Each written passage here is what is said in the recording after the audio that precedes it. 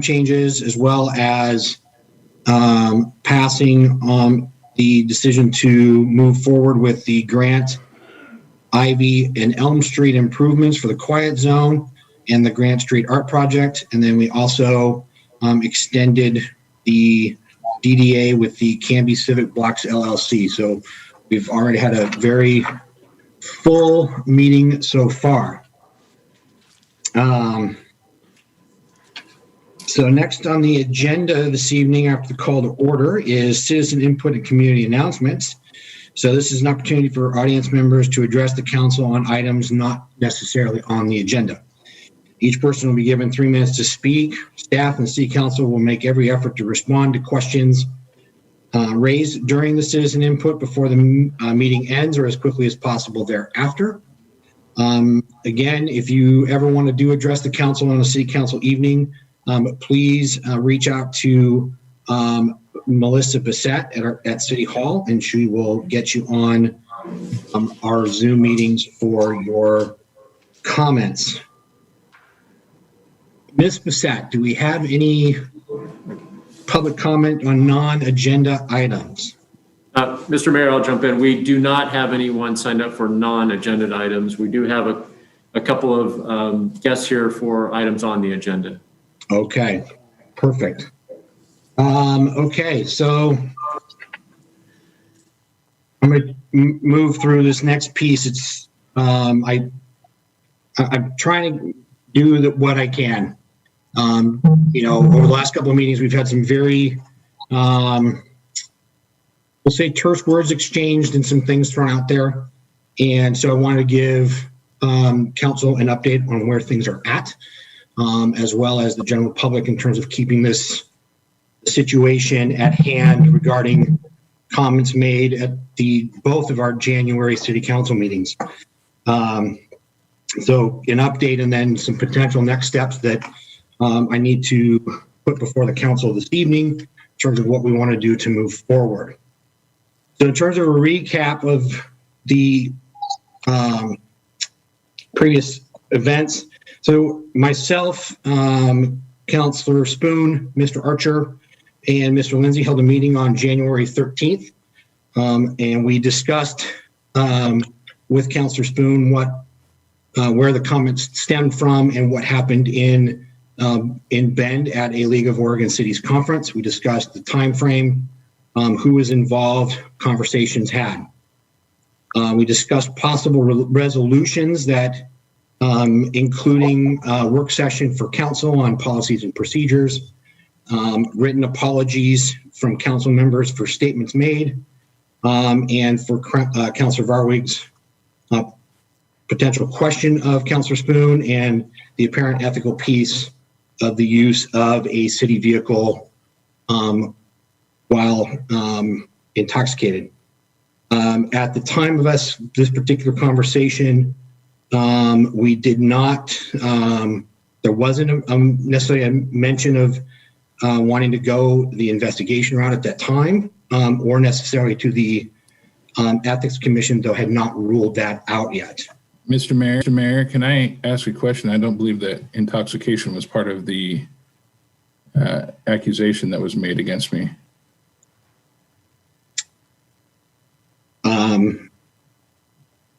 Okay, then I apologize for that piece.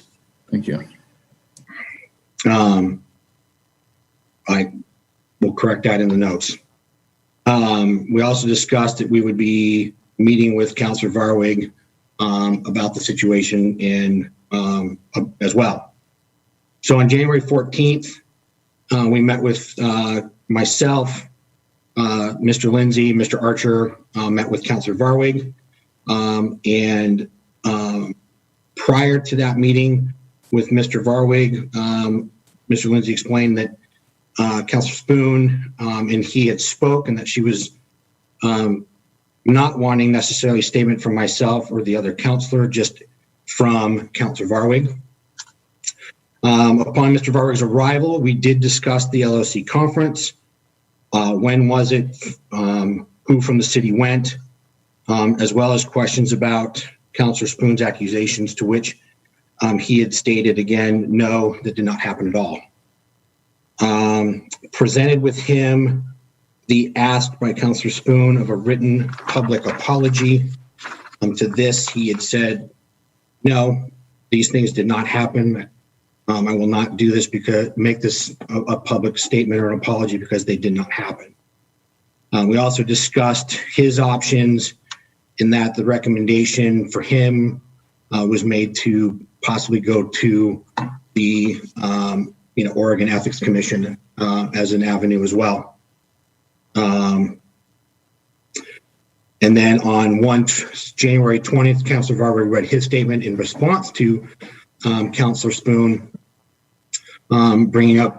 addressing his, again, that this did not happen as stated by Councilor Spoon, and then also brought up additional items.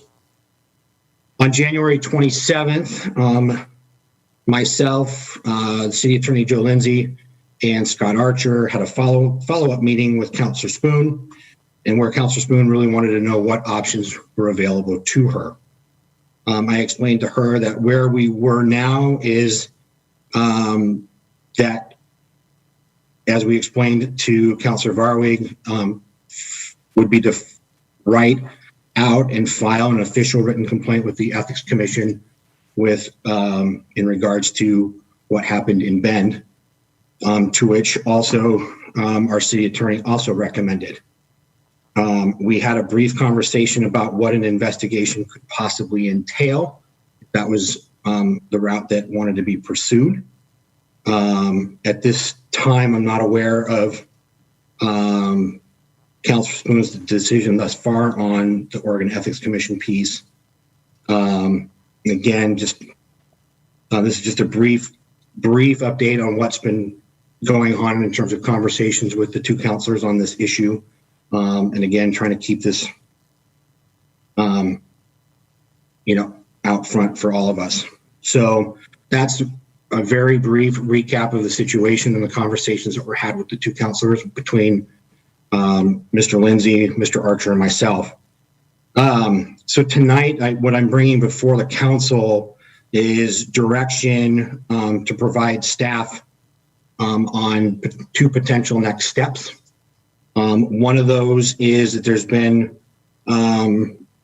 conversation and ask of doing a reprimand of Councilor Spoon for her councilor comments on January 4th.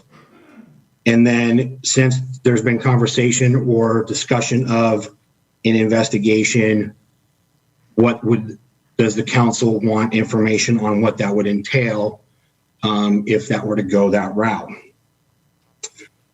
So the first piece I bring forward is to move forward with staff time is looking at potential reprimand pieces for Councilor Spoon's comments on January 4th. Our policies and operating guidelines state on page 1, section 3, conduct of council members. The professional and personal conduct of council members must be above reproach and avoid even the appearance of impropriety. Council members shall refrain from abusive conduct, personal charges, or verbal attacks upon the character or motives of other members of council, boards, and commissions, staff, or the public. And so again, going off of what's been asked in terms of, looking at the policies and operating guidelines. So the question there is, is there discussion or thoughts on moving forward with this in terms of directing staff to do homework on this, make this an agenda item, and bring back for council action? And I want to bridge that up before we move on to the second item.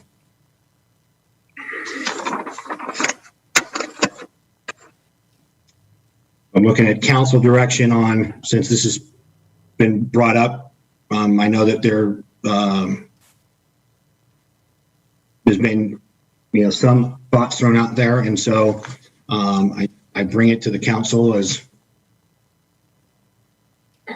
in terms of what direction do we want to take on this, if at all. Councilor Parker. Well, I do see a difference between the context of remarks made by the two councilors. I don't even think we'd be here if you might have heeded Councilor Hensley's advice when we were doing our original voting. And it was you, Mayor, who said, I want to hear why you aren't going to vote for these people. I think that was out of order, but it did set us up into this situation of what do you think about these people? So there was a context to that. To the extent that you would want to do an investigation of Councilor Spoon, or if we wanted direct staff, I think to be fair, it would involve both councilors' remarks made at the dais on whether they were appropriate. Frankly, I see this as being something that really should be handled off the dais, but that's my opinion. Thank you, Councilor Parker. I mean, in terms of the work in reverse, so the investigative piece, it could be levied, I think, in both directions in terms of, if Councilor Spoon wanted certain aspects of the events in Bend investigated, that could be, that is a route. Or if, based on Councilor Varwig's comments of, in his statements on some things, there are pieces there that the council could look at in terms of investigating as well. So on that end, it's either one of those. Now, in terms of my asking that piece, I'm not. I asked the question, and whether that was right or wrong, I'm not going to debate that piece. That could have been, in my opinion, handled and stated differently without those pieces thrown in there. That's just my opinion. Again, I'm bringing this forward because there's been an ask, and this is a big deal. I'm not pleased that we're in this situation. This is not. I've had a lot of comments and questions about this event, and I by no means want this to continue any longer than it needs to, unless there's pieces that are there. Now, to your comments about off the dais, absolutely. I mean, the Oregon Ethics Commission is what looks into elected officials from if there's an ethics piece that's been put out there. But, so that would be the first step in the process, and that recommendation was the recommendation made to both councilors. Councilor Bangs, you had your hand up.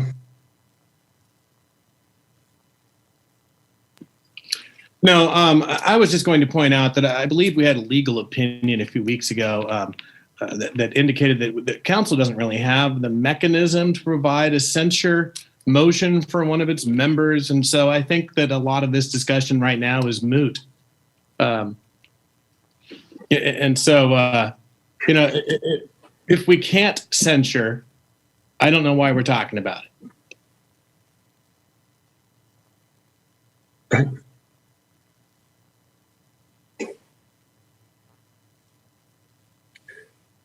Councilor Tibbles?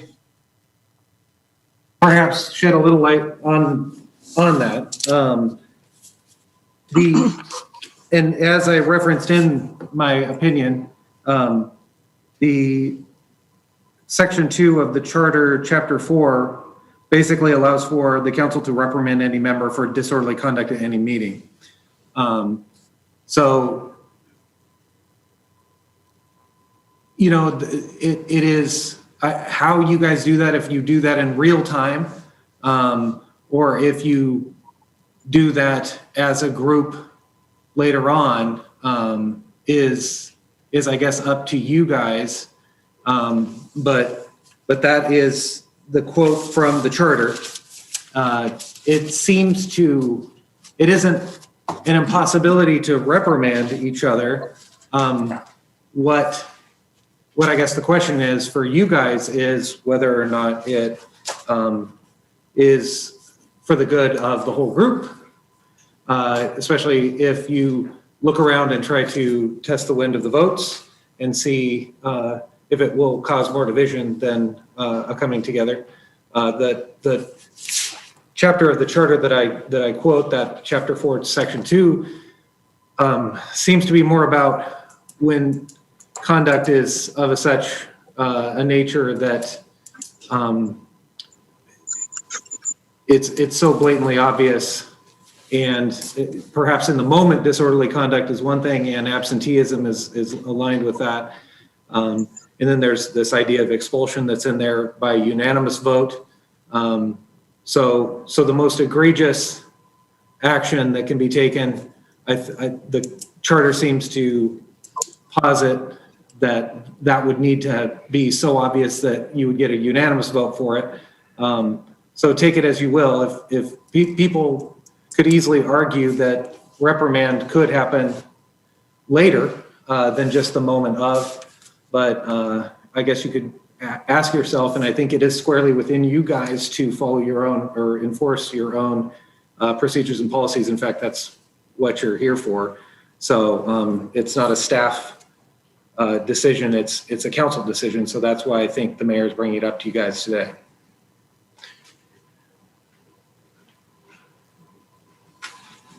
Councilor Banks.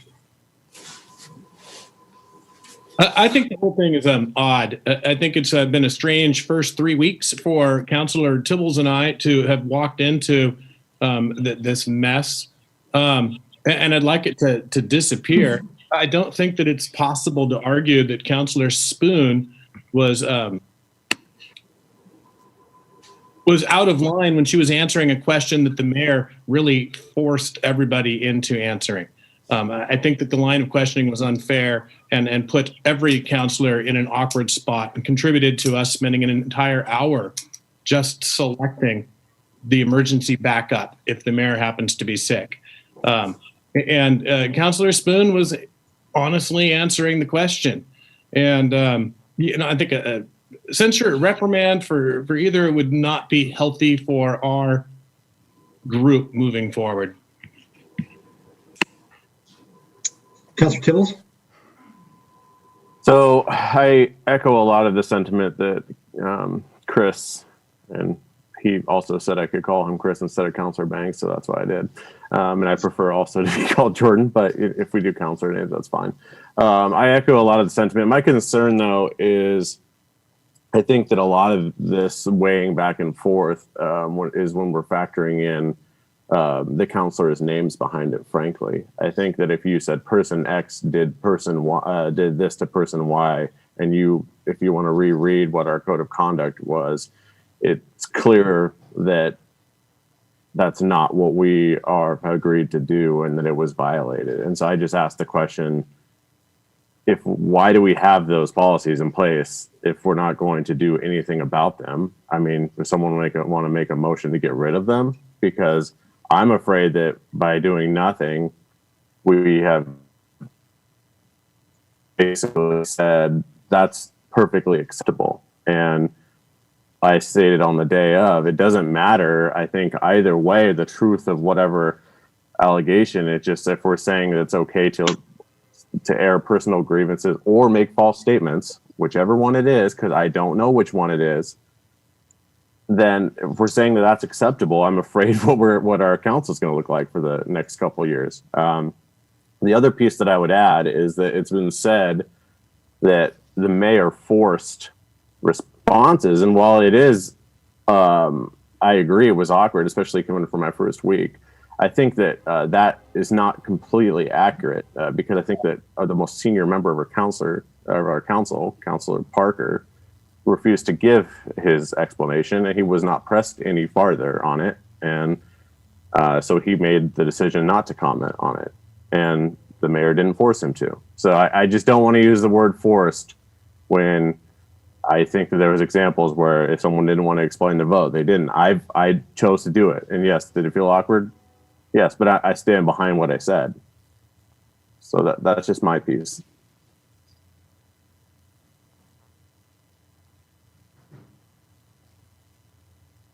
Councillor Hensley? Thank you, Mr. Mayor. I see this as two completely separate issues, although they're related. We have the issue of whether or not a city vehicle was used, which we don't have a policy about, by the way, but for going for a meal. Venue is irrelevant, but did it happen? That's one issue. The other issue is the behavior of Councillor Spoon and the way it came out. Yes, she was asked about explaining her vote. She could have simply has stated she had a personal reason that she could discuss with you later, and that landed it there. Instead, decided to build up to it, telling everybody how embarrassing it was going to be. And I didn't think that was behavior becoming of a sitting councilor. And I agree with Councilor Tibbles that if we're going to have a policy that directs us to not behave in such a manner, it should be adhered to. So I guess what we do about that, I don't know. What Councilor Barwick wants to do, being that he's kind of taken the brunt of that part. As far as whether or not Councilor Barwick's allegations against him are true, what does that look like outside of the Ethics Commission? You said something about city staff. What would an investigation look like, and what kind of city resources would have to be spent on that? Well, and that's the second half of this, I guess, conversation piece is what would that look like? So I tried to break these up into two separate pieces because there are two separate actions that we're potentially taking as a council and or asking staff to do. Councilor Spoon. Thanks, Mr. Mayor. I just want to address a couple of things that have been said. One, Councilor Tibbles, Jordan, I agree that having policies and procedures is meaningless if we don't enforce them. One of the things that we talked about in one of the meetings I had with the mayor and the city administrator is the number of policies that we have that are regularly violated, including things like not using personal devices while we're in meetings. And yet I've seen almost everyone texting at some point during the meeting, right, or something. So there are a number of policies and procedures that we have that are never enforced. And that's, I think, an important conversation for us to have during our goal setting retreat is what does that look like? What are we going to hold each other accountable for? But I think to enforce some and not others is just as problematic as not enforcing any, right? So, I mean, I think that there's a reason that every person on council would be reprimanded if we looked at what the policies and procedures guidelines actually say about our behavior during meetings. The other comment I would make is that I think it's a fair conversation to talk about what conduct's appropriate and not appropriate. I would remind people, though, that Councilor Barwick also made serious accusations in his statement last week. And so if I'm going to be reprimanded, it would seem that his conduct in the most recent meeting was not really all that different than mine. And it would require a reprimand or a censure of both of us in order to actually uphold the procedures and policies.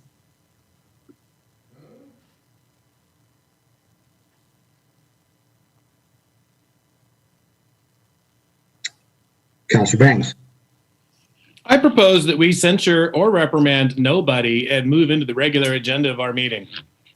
We've had ample time for anyone on the council to make a motion. We have not heard a motion. If anyone feels like they had inadequate time, then perhaps I'm...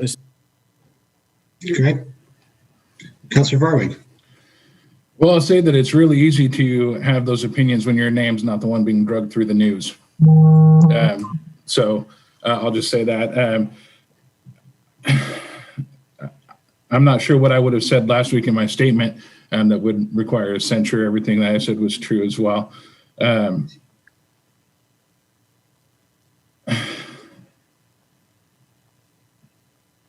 Yeah, I've asked for the censure. I did. I think that it was incredibly inappropriate to make those accusations. It was a year and a half after the fact of when you're saying this happened. So yeah, it's not true. It didn't happen. I'm okay with any investigation because I'm on the right side of it. So go ahead and investigate away. I called Oregon Ethics Commission. They said that they handle stuff that's financial. They did not want to take on this investigation. So I don't know what we can do beyond there. I asked them to investigate myself because I know that I'm on the right side of this. If this was such a big deal, why is it coming out a year and a half after the fact? In this January 6th meeting, Councillor Spoon admitted to sending me text messages earlier in the day. She said, and I have her quote here somewhere.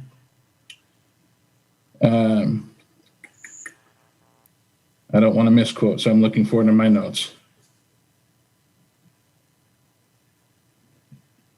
She said, what you interpreted was me not wanting to say this. So there was a plan to say something. So much so that she called me earlier in the day with a plan to not have to say it. Yeah, Sean, I hear you, and you made your statement, and I'm trying to determine, is there something there in terms of, Well, if you're looking for a motion, I will make a motion here on this thing. I make a motion to censure Councillor Spoon. I've asked you for it. I've mentioned it. I brought it up. I asked for it to be on tonight's meeting. It's not. So if you want an official motion, I will make a motion. I move to censure Councillor Spoon. Okay, so we're not in a position to do that because one, it's not in the actual event of what happened in the first meeting in January, and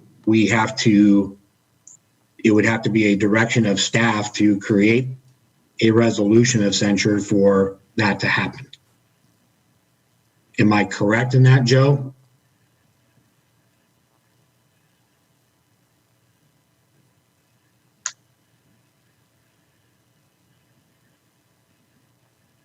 You're muted.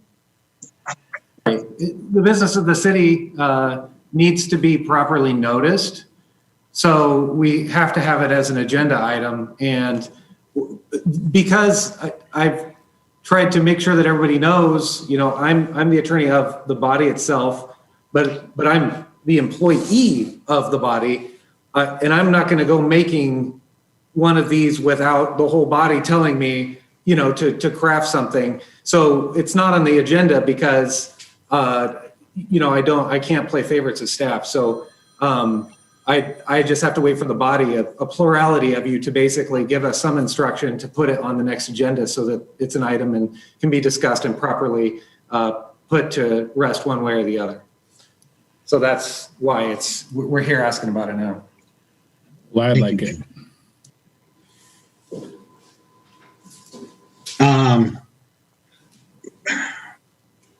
So if we're back at that spot of both two wrongs don't make a right. Would Councillor Varwig have had to make a statement if Councillor Spoon hadn't made hers, or vice versa? Would some sort of an apology from both councillors to the council, to each other, and the general public of this back and forth, would that suffice?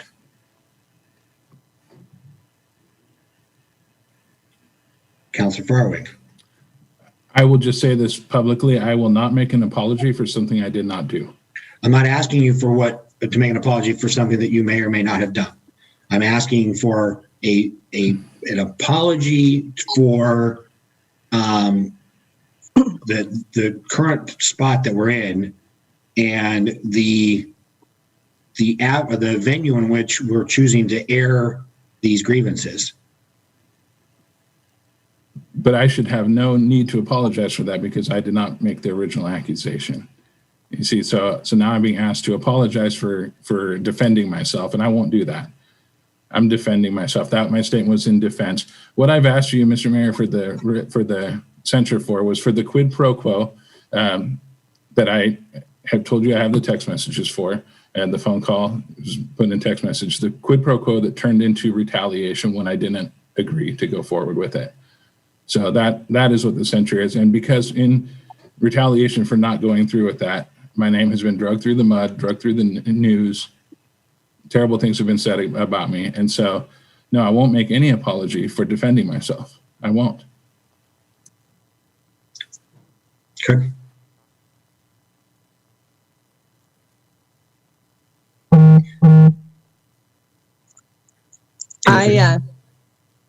I don't recall hearing your answer as to what an investigation would actually entail. I'm hearing Councilor Varwig wanting to clear his name and defend his comments that he made in defense. So I'm just wondering, what does that look like? What would be going through next?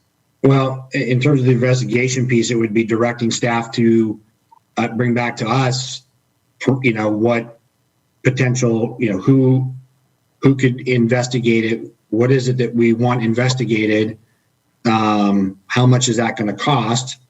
And how long that investigation is to go, right? We're not we can't appoint a special counsel to look into these things, and so an investigation would be an investigator going out and presumably looking to either prove or bring forth evidence for Councilor Spoon's claims or for Councilor Varwig's claims. So it would be directing staff to go and at least do that homework and bring that back. Now, again, there has not been an official, I haven't gotten that part of the piece, but we have not, it's been discussed and asked about as an option. There has not been, anyone have not had anything said or brought forward in terms of, I want an investigation done, but I'm trying to be out front of this and have that, if we want staff to be doing the homework, so we have that done so we can move forward if that's the case. Councilor Barker. So, Mayor, if I understand you, an investigation presumably would involve questioning all of the people who were in Bend, which was me, you, Councilor Hensley, Councilor Spoon, and Councilor Varwig. So we would put all of that testimony presumably on the public record. Is that what you're talking about heading? That is correct. It would be, and then depending on where that conversation goes based on the questioning, are there other people that were witness to it or were told about it? They would also be questioned.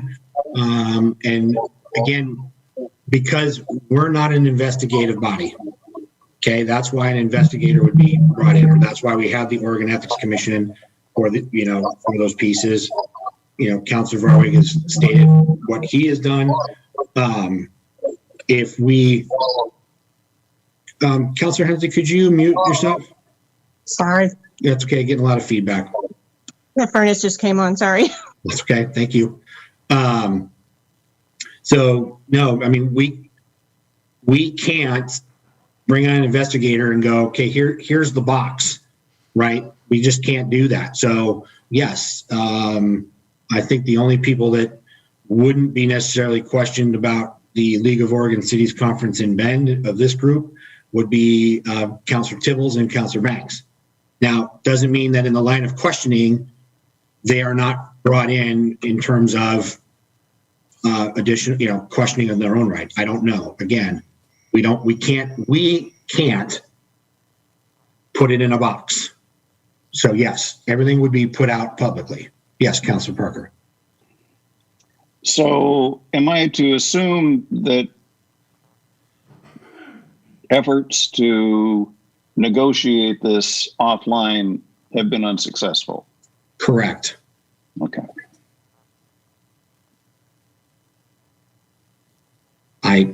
This is all very new territory for me as a mayor.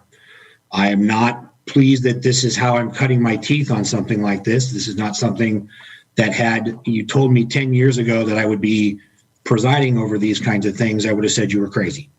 But as we've seen in 2020 and 2021 as it's starting, crazy is the word of the day.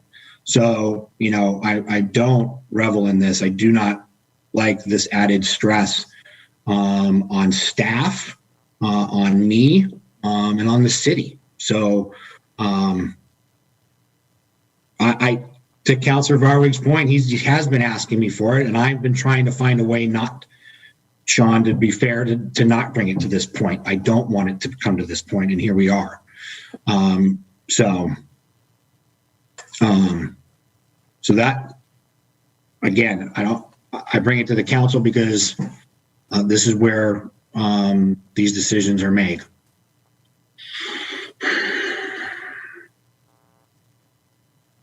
So Councilor Tibbles.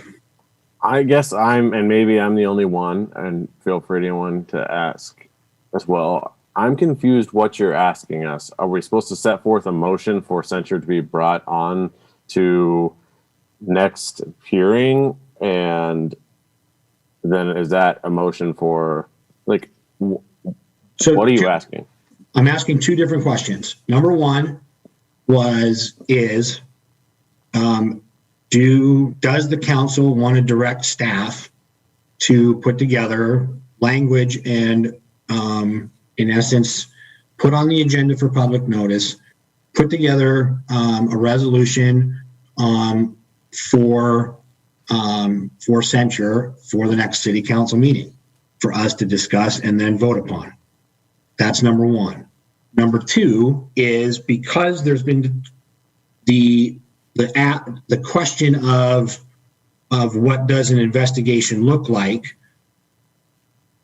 does the council want to have staff prepare actually what it would look like, an investigation would look like, in terms of, what is the detective? What is it that we want investigated? How much is it going to conceivably cost? We really, like I said, so it's two different questions that I'm asking the council to think about, and move forward, not move forward. So the first question I put out there is the piece on directing staff. So I'm trying to break it down. First question is, do we direct staff? And the second, staff on a reprimand. And maybe it's not censure, maybe it's something else, but I think that Councilor Varwig has made it very clear that that's what he is asking for. Does that help, Councilor Tibbles? Yes, sir. So what are the other options other than censure as a reprimand? I suppose that could be up to us. It's not laid out in terms of what that could be. I mean, it's to be clear, and I think everyone's in this exact same position. No one wants to be here. No one wants to have this debate. We all, I think, were trying to represent our city to get the city business done, and for something like this to never come across. And really, I felt just disgusted that this is how it started. But unfortunately, because of how we are now, where no one's going to apologize, I don't see how there's not a closure without putting this on the agenda, because I don't understand the pathway to a closure of this issue without putting, and if Councilor Sweeney wants to include Sean on the censure, like that's fine. That's fair. She wants to include that, but I don't understand the pathway to closure on this issue without putting something on the agenda. It's not obviously going to fizzle behind the scenes. We've tried that. So, well, again, we can. So the closure piece would be that both parties go to the Ethics Commission, make their complaint, and if the Ethics Commission says we're not touching this, this is not something that we do, we deal with financials, then we move on.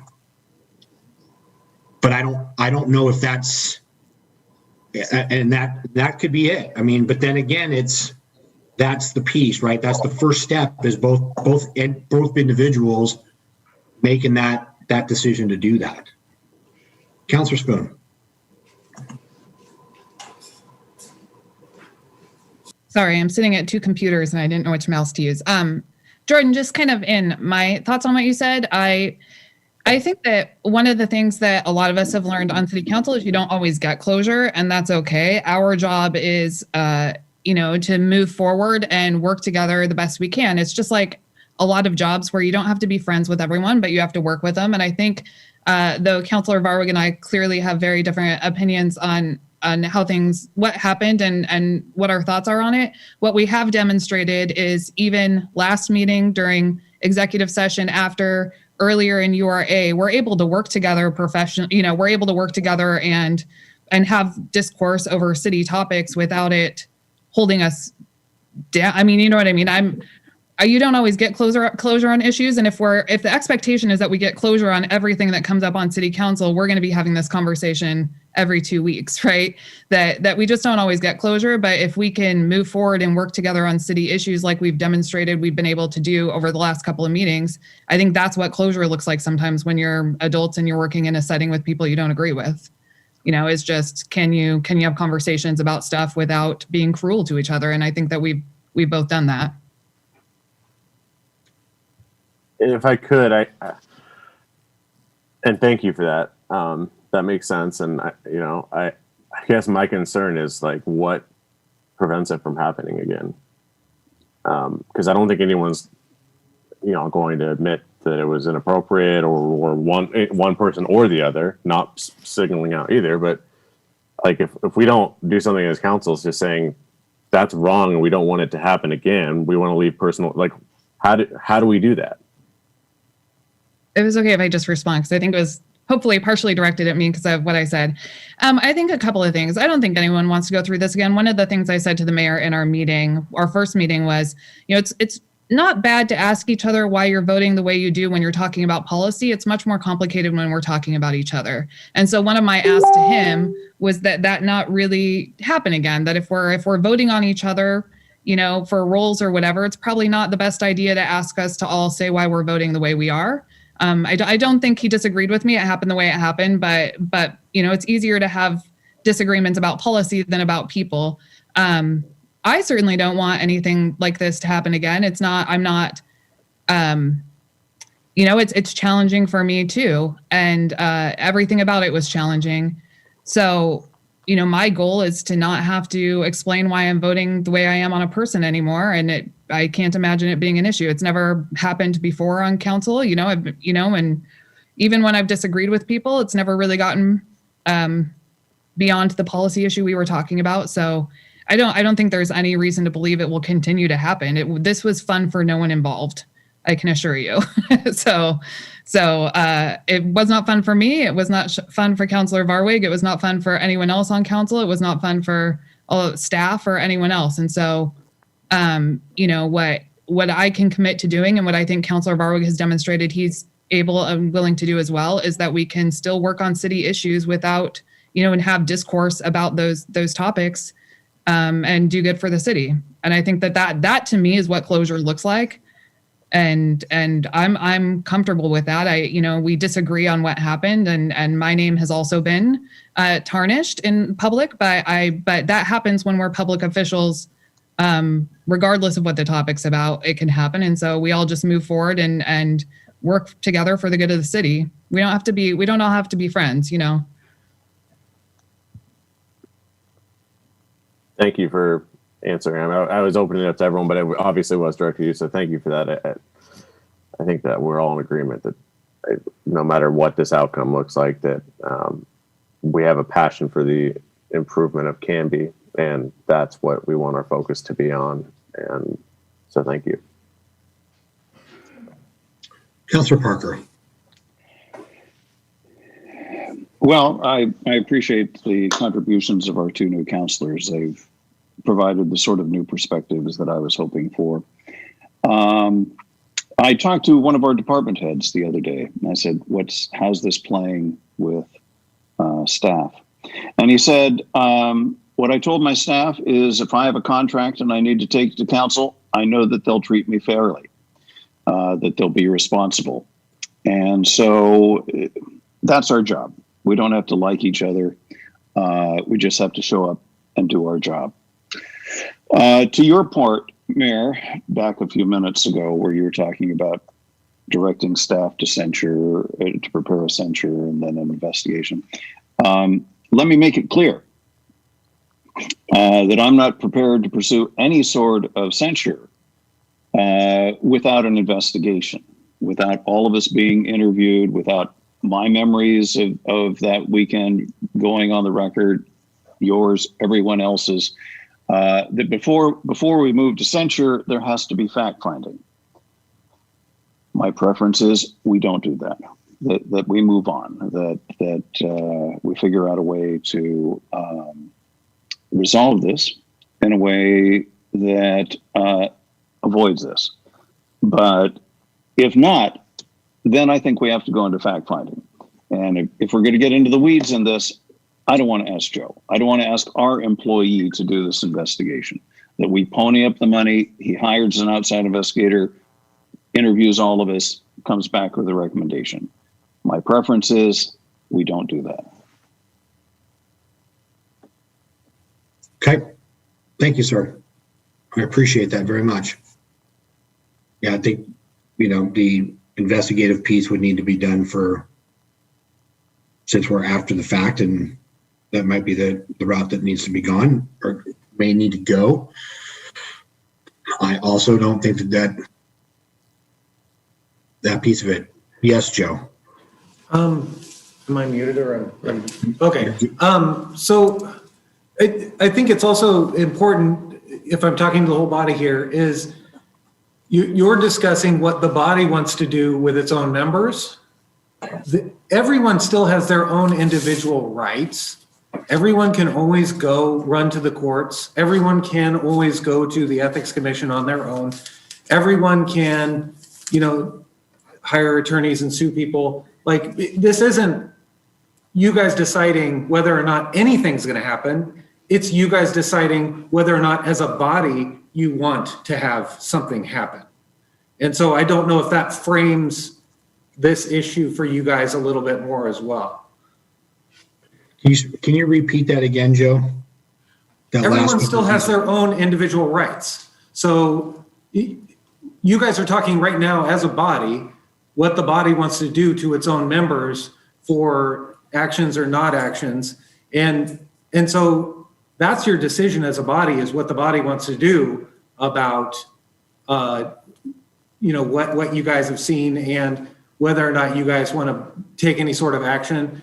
But it doesn't nullify anybody's personal rights. People have the personal right to go, to court, if they think they can, if they want to go to the Ethics Commission, if they think they can. So this isn't you guys deciding that nothing could happen, because people still have their individual rights. My job is to just advise the body, you're really deciding as a body what you want to do or not. But it doesn't nullify their personal rights. And I think that's kind of important, because it isn't that somebody's going to give up their personal rights in this. It's just whether or not the body wants to continue. Okay. Thank you, Joe. Councilor Hensley? As point of order, there is a motion on the floor that never got a second before all of this discussion, and having had that done to me years ago, I know what that's like. So maybe Councilor Varwig would maybe want to withdraw or table his motion for a later date. There's a lot of discussion without a second. Councilor Bangs? I believe that the motion was deemed out of order because it has to be put onto an agenda first. And I'll just say, while I've got the floor here, that I totally understand where Sean's coming from. And this is an awkward spot because, if Councilor Spoon's accusations are true, I'd be really mad if I were her and we're treated like this. And if Councilor Varwig's version is true, I'd be really mad and upset. And, frankly, I'm a little upset anyway. And just because we've spent so much of the city's time dealing with it already. But the rest of us, we don't know. So we're just operating in the dark and plodding around. Anyway, I don't think Councilor Varwig's motion was ignored.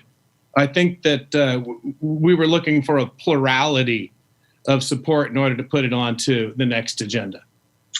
Yeah, that's correct. It wasn't, we need to notice it properly. So it would be a vote of the council, moving that forward as an agenda item for staff to look into and bring forth as a conversation piece for us to have. To Councilor Parker's point, can you do that without an investigation? I don't know. Councilor Tibbles.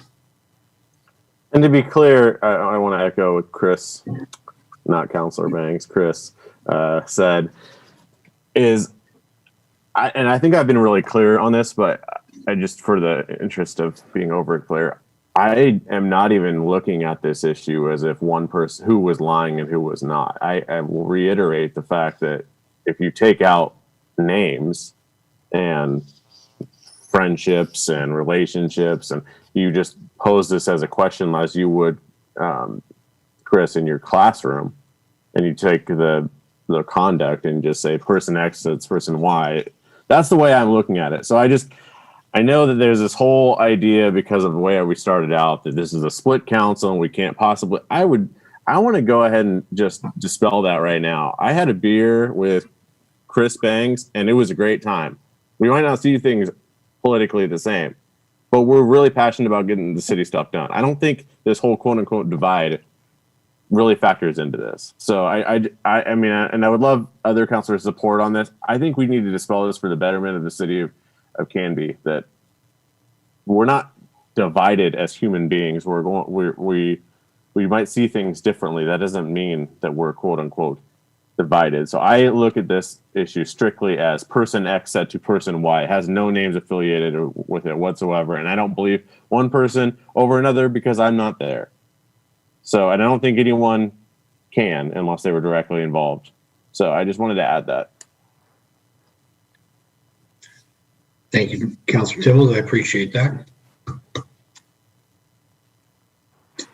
All right. So as I'm hearing this right now, like there's not, maybe the appetite is not much in terms of moving forward in terms of an investigation on this, on either front. And if there is, then if the council, that's not the case, then we don't direct staff, and I guess that falls to Councilor Spoon and Councilor Varwig to decide whether or not they want to investigate, privately each other, and again, take that off of the dais and out of this body, which would be ideal. It doesn't sound like there's going to be a lot of appetite for anything beyond that. Am I hearing this correctly, Councilor Tibbles? To be clear, I think that since my name is not dragged through the mud like either of the two councilors in question, I would support if we wanted to put something on the agenda, if that is directed by them. No, their reputations are affected by this. So if that it doesn't have, I feel improper weighing in on I say that it's I hope I don't see it again. I think it's inappropriate, but I think it has to be directed by them because their reputations were the ones dragged through the mud. So I defer to them on that. What about, thank you, Councilor Tibbles. What about directing staff and myself and or a mediator, and include Councilor Varwig and Councilor Spoon to come together within that accord to figure out the resolution to this? I can't make that motion. It's a thought that, it's, and I mean, it may still end up, you still may end up back here at square one. I don't know. It's a thought. Councilor Varwig? Yeah, just like I had mentioned in our meeting, is that I'm open to mediation. I'm open to trying to get past this. One of the things that was said about me in the newspaper was that I was not interested in resolution, and that's untrue. I am interested in resolution. I just wasn't interested in the resolution that was put on the table, which was to admit guilt, and that's not a resolution that I'm interested in. I am interested in resolving this and moving forward for the betterment of Canby. I just don't know any other way besides what I've suggested to you. So, Joe, thank you, Councilor Varga. I appreciate that very much.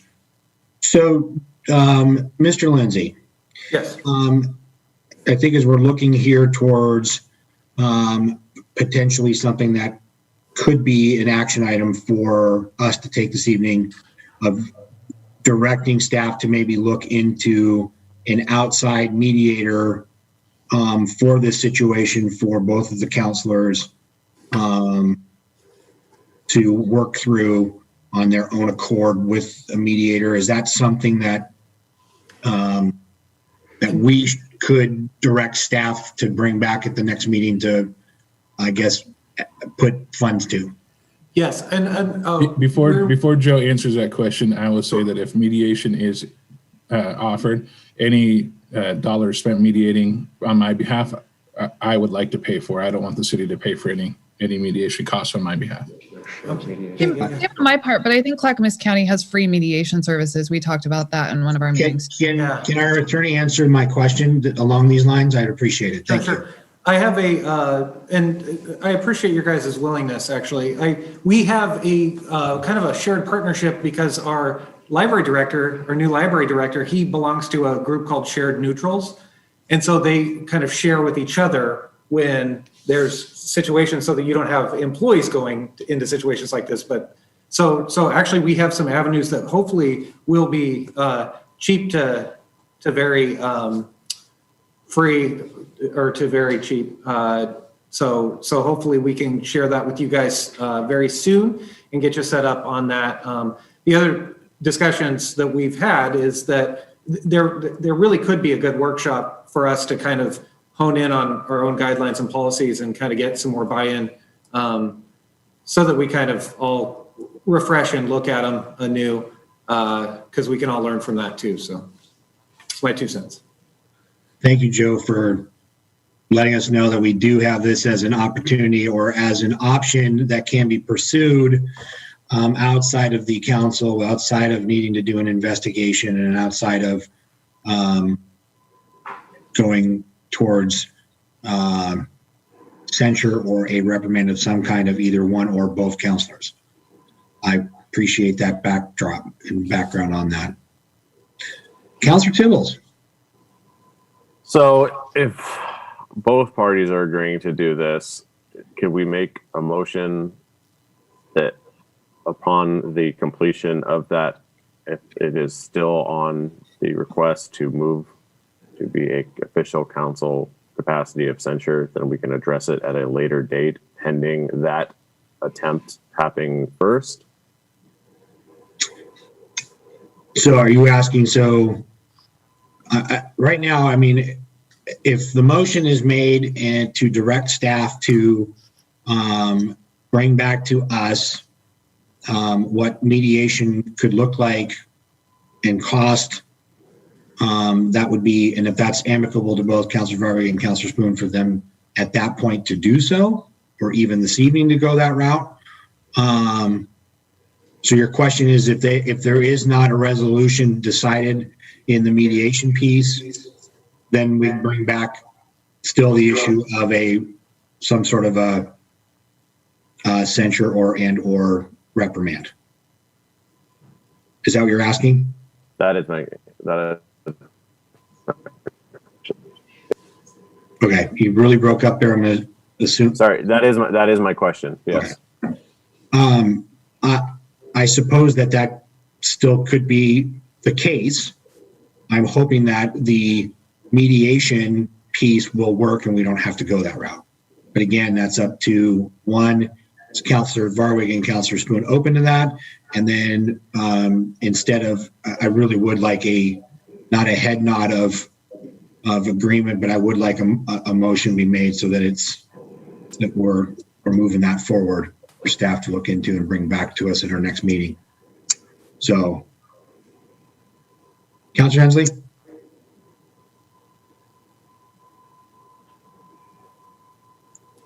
Never mind. Okay. Councilor Banks? I move that we direct staff to assist in the mediation between the two counselors and and not bring it back at the next meeting unless it is deemed necessary to do so. You mean the mediation piece? Yeah, like, do we really have to do a fourth in a row meeting on this topic? I do think that if we can come up with a resolution using these staff resources that Joe's talking about, that's a great thing. And if we need a motion for that, I move that we do so. I'm not saying to bring it back at the next meeting, like you suggested. I really don't want to do that again. Unless like we need to, unless the council needs to get further involved in a resolution. But if we can do it without the council, then that would be my preference. That's a complicated motion. Do I need to restate that? If you wouldn't mind, sir, I would appreciate it. I move that the council direct staff to assist in the mediation between the two councilors at issue here. So a motion has been made by Councilor Bangs that we direct city staff to pursue mediation between Councilor Spoon and Councilor Varwig and to determine necessary people and resources to do this for the purpose of a decision. Is that fair, Chris, and not necessarily need to bring it back? For a resolution. Correct. Councilor Parker seconds that. Any discussion? Councilor Varwig, Councilor Spoon, thoughts on what's been proposed here? Councilor Spoon. I'm totally open to mediation. We talked about it in our initial meeting. I'm all for it. I'm happy to work towards our ability to work with each other. And like Councilor Varwig, if there's any cost to the city, I'm happy to pay my portion. Okay. Councilor Varwig, are you still amendable to a mediation piece? Yeah. I mean, I want this to be over with. I want my name out of the newspaper, and I don't ever want to have to explain to my kids again what that kind of club is. Okay. So I have a motion and a second. Any other questions or discussion? Okay. All those in favor of the motion on the table? Anyone opposed? That passes 6-0. So Joe and Scott, if you would, based on the motion, please look into the mediation pieces that can be put together and move forward with getting that set up for Councilor Varwig and Councilor Spoon. We'll be anxious to see where this ends up. So, okay, great. Thank you. Continuing on with mayor's business, our goal setting session in the beginning of March is coming up, and we do have a facilitator, and the facilitator will be reaching out to each of you to just have some discussion about city projects and direction, some visioning pieces about downtown and whatnot to get prepared for that day-long retreat for us. I have nothing to report right now on the Clackamas County Coordinating Committee because that meets tomorrow evening. So I'll report at the next meeting. The Region 1 Area Commission on Transportation, I will also have a report at the next meeting. The Parks and Recreation Board, I will also have a report on them at our next meeting. And finally, I need to pull this up so I make sure I get this correct. I want to say congratulations to Canby's very own S.R. Smith, who was recognized at the United Kingdom Pool and Spa Awards back in December. Their swim wall system was awarded the gold standard for pool product of the year and the silver standard for commercial pool project of the year for the University of Bath swim wall project. If you go to aquaticsintl.com, you can see their swim wall product, and I thought saw it on one of those news alerts. I thought it was great to share it. S.R. Smith's been a longtime Canby business and contributor to our community, and so congratulations on them and on their innovation. I think I've talked with a couple of counselors that at least before the pandemic and I could travel, I always made it a point to look at when I was at hotels or whatnot, I'd look at the railings for getting in and out of the pool or at diving boards or at the ADA lifts for people to get into the pool, and I would look for the S.R. Smith sticker and would point that out to people, and they thought I was a nerd for being excited that that the company that did the hardware for the pool. But I get excited when I'm out there and see Canby businesses being used around the country and internationally. Councilor Parker. And let us not forget that they have been generous with our own swim center. Very much so. Thank you, sir. Yes. We're going to go into councilor comments and liaison reports. I'm going to go right around my screen. And so, Councilor Spoon, you're first. Thank you, Mr. Mayor. I actually have quite a bit of cat news that's exciting news. But first, I wanted to say, Canby, if you have not picked up the new Canby Reads book, The Bluest Eye, which is free to you either at the library or a number of downtown businesses. It's a collaboration between Kiwanis and the Friends of the Library. It's a free book, and it says inside that they did it, and then it comes with a questionnaire, like a little study guide, and you can submit your answers by March 1st, and they've used them on social media. And then also there's a Zoom meeting on March 4th, which is during our retreat, so I won't be able to attend, but where people can have discussion. And this is the second time they've done an adult book, but I think they did a young adult book a couple of months ago as well. So it's a really great program that the Friends of the Library has used to continue programming during the shutdown. So that's exciting. It's still available in downtown. I had a really exciting cat liaison meeting. And so I'm going to give you guys a couple of numbers just because I think it's interesting to know how cat was impacted by the shutdown and by COVID and quarantine. So basically every regional, and I think even TriMet, which I guess is regional too, but I think of regional as like our smaller Wilsonville, Salem, Canby all have our own transit systems, but ridership was greatly impacted by COVID because people were working at home, people were not leaving their homes unnecessarily, and a lot of businesses were closed.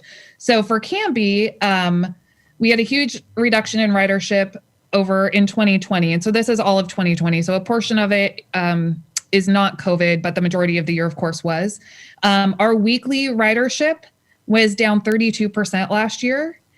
For Dial-A-Ride, our ADA accessible Dial-A-Ride was down 54%, and our general population Dial-A-Ride was down 48%.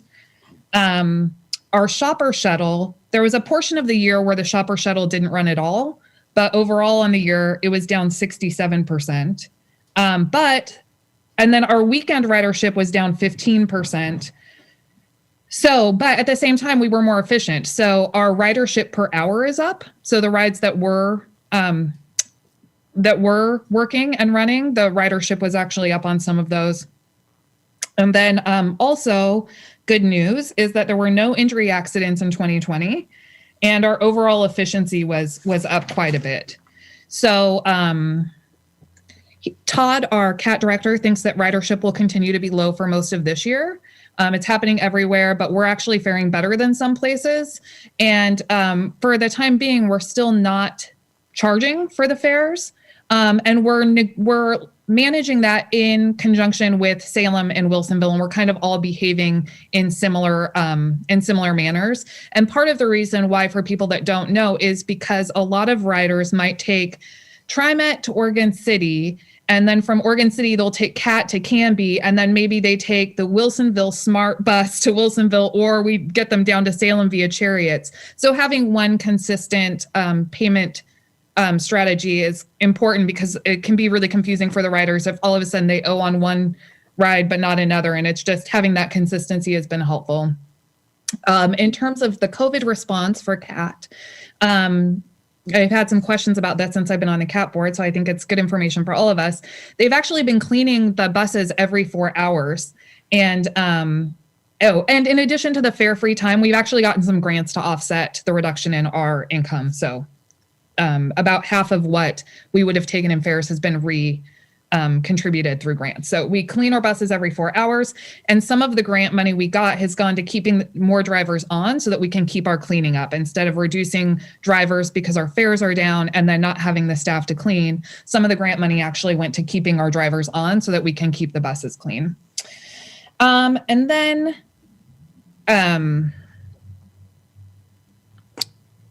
We have some grant requests out to ask because of our increase in costs because of COVID.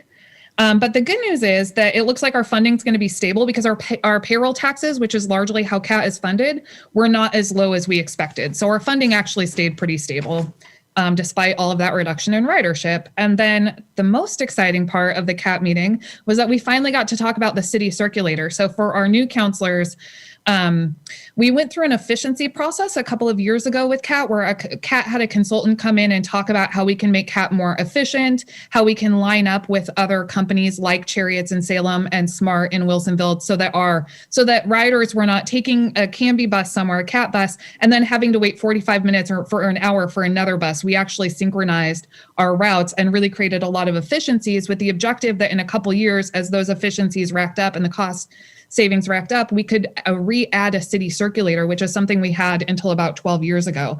So a bus that would go around Canby.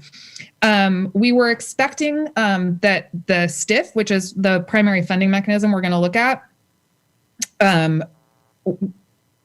the funding is not as bad as we expected there either. It's actually going to be about $25,000 more than we expected as we budgeted for this year. So we're hoping to actually get a circulator this fall, maybe even as early as September, but at least hopefully by October if things go the same.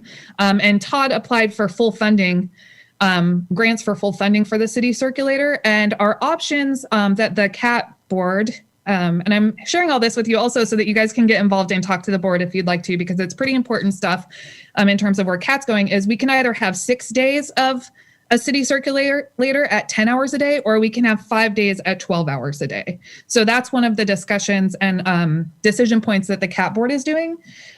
Todd noted that Saturdays will naturally have lower ridership, just as they do now. So if we did 5 days for 12 hours, we might be able to capture some shift work. But if we did 6 days for 10 hours, we might limit our shift work and then we'd have low ridership on Saturdays. So it sounds like the advisory board is more interested in pursuing 5 days at 12 hours a day and hopes to capture some of our shift workers and employees, and then we could expand as our funding grows and as the program grows. Then in addition to that, with the city circulator, they're talking about 2 different potential routes. One would cover primarily the south part of the city, and that's and it would go into downtown, but it would not cover all of the north side, and it would circulate every 30 minutes. The reason, and then the other one is if we wanted to do the entire city, go north and south, it would only be able to circulate every 60 minutes. The staff recommendation was to consider the 30-minute route because that is where the highest density of our current riders are anyway. And also it would allow us to loop in the industrial park so that if people needed to take CAT to the industrial park for work, that would allow that. If we did the entire city and people had to wait up to 60 minutes for a bus, they thought it would actually not encourage ridership at all anyway, because the wait for the bus would take as longer than just walking to your destination. And it would limit how many people would use it for work. So that's kind of what's happening with CAT. It gets pretty exciting after all the talk we've been doing about it. They are putting a survey out in late February. They're working that up now. It's going to be in Spanish and English. It's going to be online, and it's going to be available at various locations throughout the city, including the adult center, the library, to get some public input on what they think about the number of days, what they think about the potential route, who would actually be riding it. I requested that Todd talk to some businesses in the industrial park and see if their staff uses CAT now or would use CAT. And to make sure that if we go that route, the hours in which CAT operates the city circulator would line up with the different shifts in those different businesses, so it would make sense for the people. So that is, the survey is coming out in late February, and as soon as I receive a copy of it, I'll make sure all of you have a copy of it so that we can share it with the public. And then if any of that sounds interesting to anyone, there are about 2 or 3 positions open on the board right now as we're making these important decisions. So if anyone is interested in being a decision maker in this process and on the advisory board, reach out and apply for one of the open positions. That is all I have, unless you have questions, because it's a lot. I do have a question. I think it's, I do like the 5 days at the 12-hour. I think that's, that gives a lot of coverage and a lot of bandwidth for CAT. What about is there any discussion of having Saturday maybe still be or add on as a dial-a-ride function, or weekend shopping or getting around town through that way versus having it as a route? You know, I'm going to ask Todd, because I was under the impression that Dial-A-Ride already was 7 days a week. And if it's not, it might not, it probably isn't, because we don't operate 7 days a week now. So let me ask if that's an option. I think it's a great way to fill that gap until we can expand the services. I suspect that there's a rule that let me talk to Todd and see what the regulations are on that, because especially the ADA Dial-A-Ride is pretty heavily regulated. So, yeah. No, I know that there's the ADA dial-a-ride portion of it, but we also, like anyone in town, like I could call up and, the day before ask for, a pickup on a Friday to get downtown. But I don't know if that type of a service could be extended into, a Saturday, to see if that would be something that could offset not having the circular going on Saturday and Sunday. You're muted. Yeah, I'll check with him. I think one of the things we talked about in general is that opening up weekend service would require us a pretty big renegotiation with MV. So I'll ask him, though, because I think it would be a great service if it's in the budget and an option. That's a good question. Thank you. Anything else? That's it. Okay. Counselor Bangs.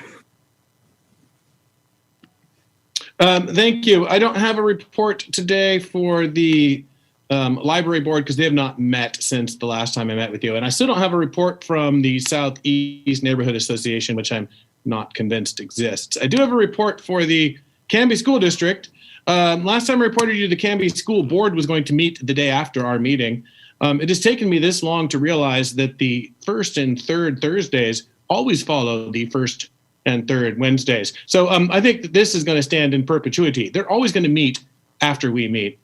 The big news continues to be the return to school. We have firm dates now established by the school district that were discussed heavily at the last school board meeting, with kindergarten through third grade kids returning to classes at the beginning of March, and a week later, the fourth through sixth grade kids. And then there'll be a longer delay for 7-12. Part of the reason for that delay is because the high school operates on a trimester schedule, and a new trimester begins then. And it would be really awkward to switch to in-person hybrid school during finals week or the week before finals week. And so there remain a number of serious questions about how exactly we're going to do this. It'll be a hybrid model, which means students and staff will have to stay masked and remain 6 feet apart during the entire day. And a lot of details they're still working on, like how students will be able to eat lunch. There was an ODE proposal that came out a while ago. That's an Oregon Department of Education, having kids eating lunches in teachers' classrooms, but then the state law provides teachers with a lunch break, so supervision remains a major concern. Another major concern that we're still trying to figure out is that the high school is not obviously going to meet state metrics, even in a hybrid model. A hybrid model is where like half the kids come on every other day. And so you don't have that many students in class. So before COVID, we had 30 to, my class is usually like 32 kids. And you can't fit 32 kids in my room 6 feet apart from each other. And so they've cut that number in half. And in my room, it's 15. Other classrooms have fewer kids. We're not entirely sure what it looks like to have kids moving down the hallways. We're still working out all those details. Teachers are getting vaccinated now. There's a tri-county vaccination program being run through the Oregon Convention Center, and they're targeting in the tri-county area the K through 3 teachers and staff, not just teachers, for the vaccination. Other teachers are able to get the vaccination for various different reasons. I was able to get one on Sunday through my healthcare provider, and it did hurt. I don't know if that's an essential part to my report here. So those are some of the issues, but it looks like we will be getting back into school for spring term in some sort of hybrid model with kids in person. Other questions that are really gnawing at the high school group are, will we have prom? Will we have a graduation? The kids are going to graduate, obviously. And some of the requirements that are very difficult to get in COVID, like the 40 hours of community service, have been waived. But will graduation be a large gathering like it has been? We don't know what that's going to look like yet. And it's probably going to depend on the pace of vaccinations. So that is really dominating the school board agenda. They are meeting again tomorrow, but they're doing the budget stuff tomorrow. The other issue that was discussed is we have a bond moving forward. They're going to start putting new playground equipment into all of the in-town schools. And they're going to be doing some interior improvements in, I believe it's Knight, Trost, and Eccles. And probably, I think the new turf goes into the football field. The high school is going to have a major renovation in the science wing. They're actually talking about bulldozing that whole side of the building and putting 2 floors in. The part of the building I work in from 1962, they haven't even, that appears like that'll still remain a specimen of history and untouched by the bond. But those are kind of the 2 big issues going on. I will tell you that the city council meetings are quite a bit different than the school board meetings. So there's a lot of letters and a lot of people that have a lot of comments about their kids' education. And they seem to get a lot more love from the community and hate from the community than we do, which is probably good and bad. So that's it for my report. If any of you guys have any questions, I'd be happy to entertain those. Thanks, Councilor Bangs. I appreciate the report. I would agree with you that, we generally deal with, unattractive things like water, power, sewers, roads. The real excitement comes when we put on the agenda one-way streets downtown. Then we get lots of love letters and I'll say love in quotes. So there are no plans for one-way streets. I'm just putting that out there. I was just, everyone calm down. I don't need that on Canby now. Yes, when you're dealing with the school board is you're handling people's children. And that's a lot different, and there's more passion behind that, I think, sometimes than water, power, sewer, and streets. So thank you for the update. I appreciate it.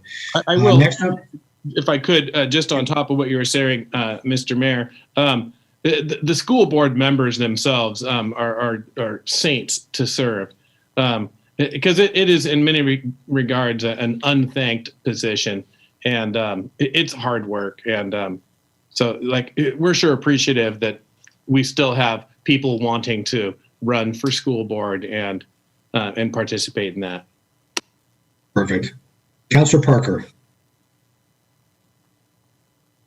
Well, I'm having insecurity feelings. My report isn't going to be nearly as stimulating as the last 2. Nothing new on the Adult Center in terms of the Historic Landmark Commission. They're going to be doing an update on the historic properties in town. They're trying to figure out how to do their annual Zion cemetery cleanup in COVID, so they're still trying to figure that out. And the bike committee, and I'll save this for next meeting, but they have completed phase 1 of the Balala River Trail study. And now they have put in an application for another $135,000 study to do some more detailed engineering look at what a trail would be. But I'll report more on that in 2 weeks. Great, thank you. Councilor Hensley. Thank you, Mr. Mayor. As you said earlier, C4 doesn't meet until tomorrow. Traffic Safety Commission meets next Friday morning, so I'll have a report on that in 2 weeks. Following our last meeting, I reached out to each of the counselors to set times to meet regarding the retreat agenda and offer a kind of a Q&A time for the two new counselors. And so I'd like to thank Counselors Bangs, Tibbles, and Varwig for taking me up on that and taking their time to meet with me, outdoors, of course. We had some good conversations, and I delivered their input. Counselor, I delivered your input to the mayor as the retreat agenda is taking shape.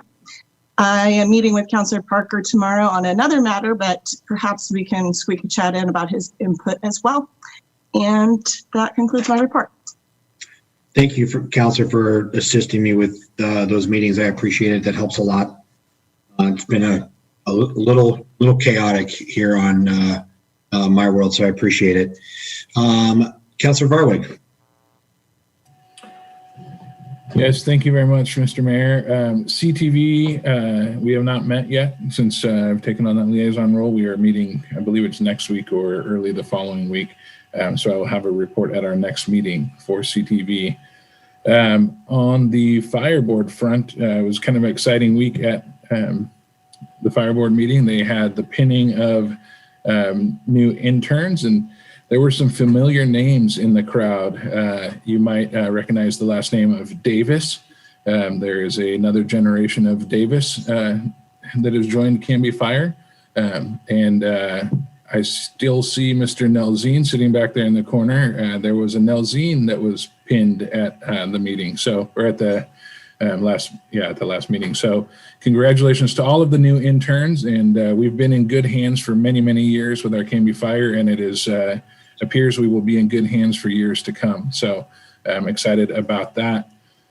As far as Planning Commission, we have had a opening on the Planning Commission for quite some time, and we finally were able to interview two applicants for that. And so on our next council meeting, we will have the name of the selected candidate who will be joining the Planning Commission. So I don't know that it's been made public yet or if it's gotten to the mayor. So I won't state that name here, but they were both great interviews, both wonderful people who really love Canby. And so we're in good hands there as well. So that concludes my report. Thank you, sir. And last but not least, Counselor Tibbles. Yeah, so I have not had the opportunity to have a Zoom meeting with the Canby Utility Board. The first one happened very, very shortly after my son was born. So it was a little bit of a hectic time, but I did get the highlights. I'm speaking with Barbara Benson, and so the board voted to appoint Melody Thompson as the new board chairperson after the request of Robert Hill. And they vote on that, for reference, they vote on that position every January. And they also voted in favor of continuing the donation of green power to, quote, green up the city parks and transit mall, which is something they have done for several years. So that was voted on as well. And that is all I have. Okay, thank you very much. Next on the agenda is the approval of the consent agenda.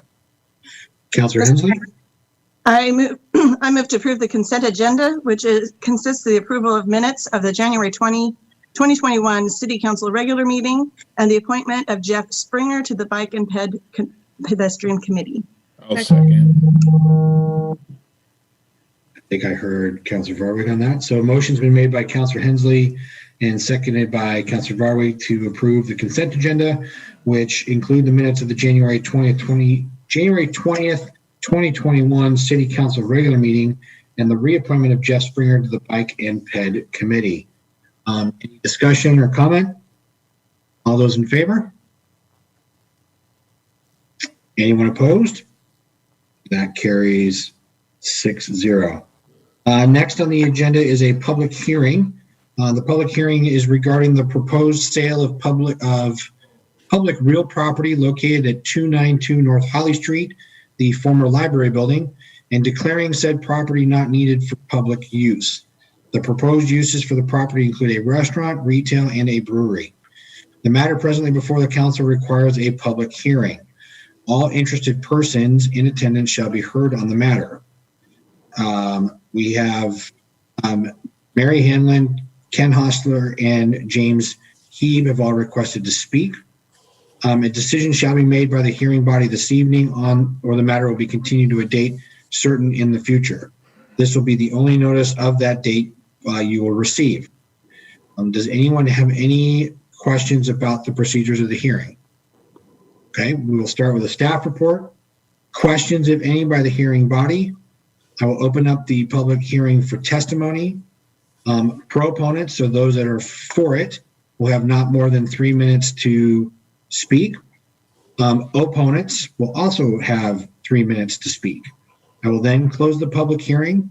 Any additional questions or clarifications by the hearing body, and then discussion by the hearing body. Any questions or comments on that? Okay, I am going to turn it over to our city administrator, Mr. Archer. Ben. Thank you, Mr. Mayor and council. I am going to call on Jamie Stickle, our Economic Development Director, to provide you with a staff report.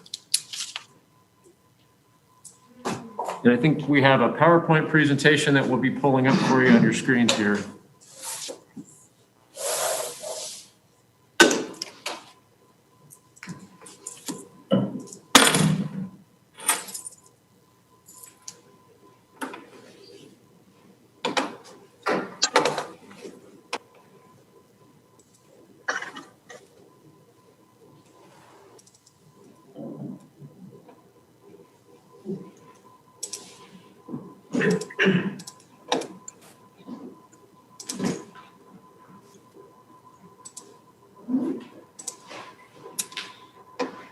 Good evening, Mayor and Council. I'm going to share my screen so that you can see the PowerPoint for this evening.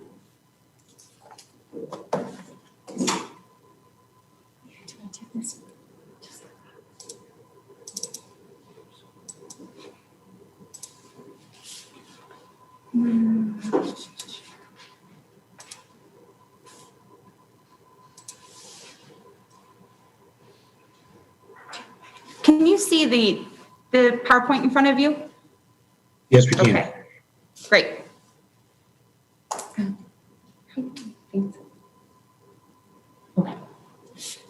So thank you for bearing with me. So Jamie Stickle, Economic Development Director.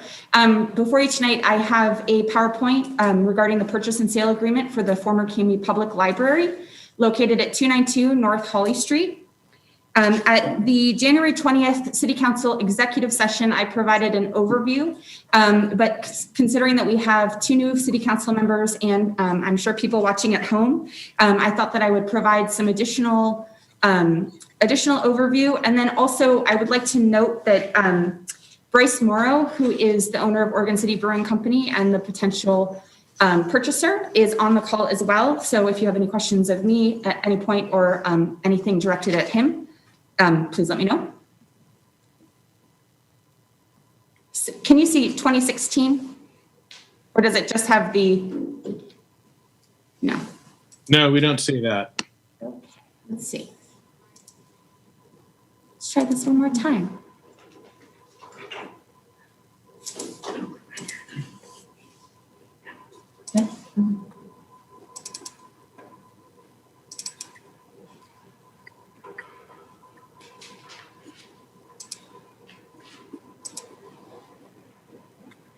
There we go. Now can you see 2016? No, we were just seeing your files. I think you need to re-share it because it doesn't make the jump from one program to another. Yeah. This is my daily issue.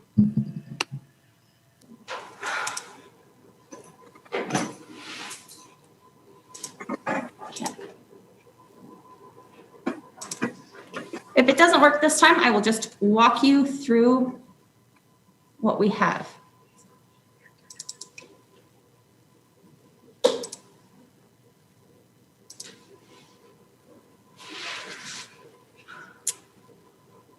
I think I'm just gonna have to walk them through it. Great. We see the slideshow. Yeah, Oh, we you saw. could see the slideshow? Yeah. Yes, Jamie, we could. All I right. can cut it out. So you can see the slideshow now? Yes, it's got the former Canby Public Library Yep. and then February 3rd. Each side individual. Yep. Now And we've did got that move? Okay, great. So just to give a little bit of overview of how we got here, in 2016, the Civic Center and Library opened where it stands at 222 Northeast 2nd Avenue. The former city buildings, which include police building, city hall, council chambers, transit finance, the development services were sold to Hanlon Development, and the library building has sat vacant since then. In 2017, my predecessor, Renata Mengelberg, applied for and was granted the Clackamas County 3D modeling grant. Clackamas County worked with LRS architects in order to take a look and envision what the library could look like.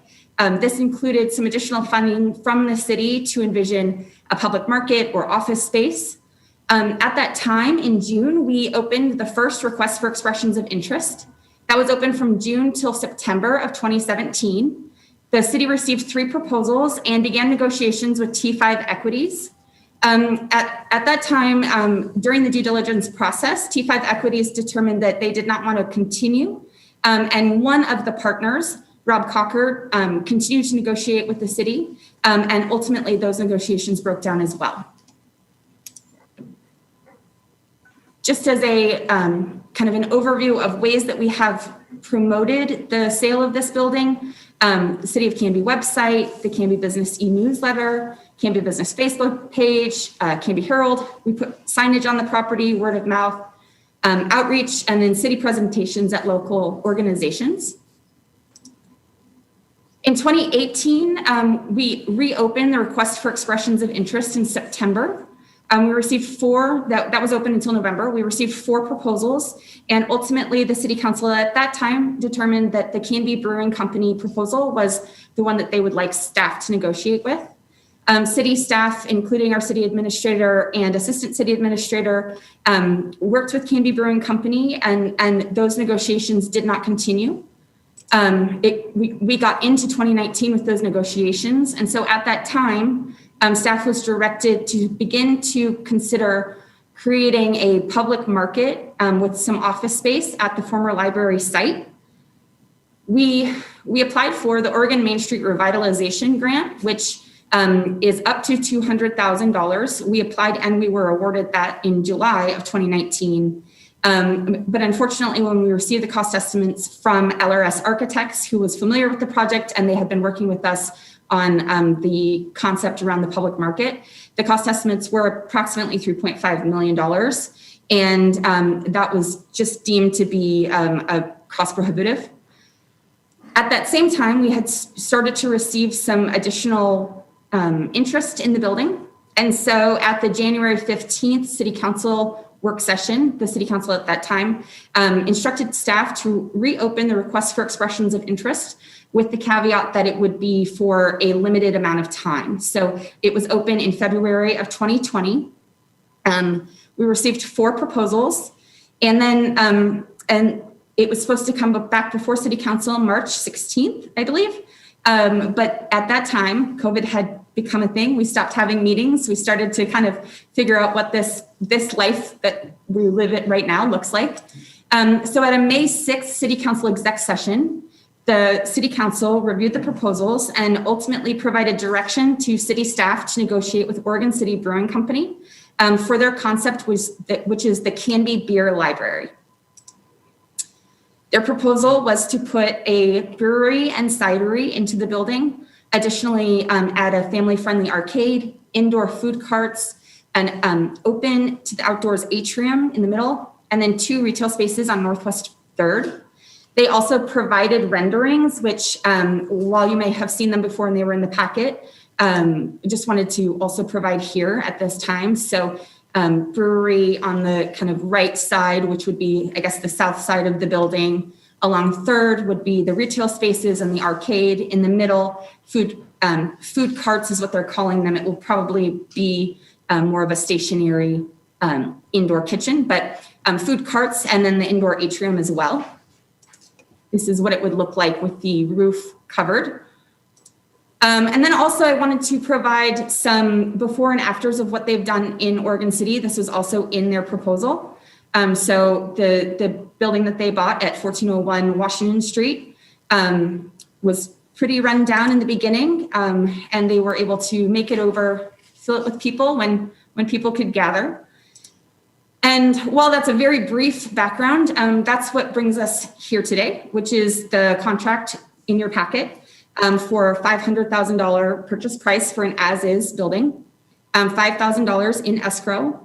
They would like to use that $200,000 Oregon Main Street Revitalization Grant, which can be used in Main Street communities as a pass-through grant.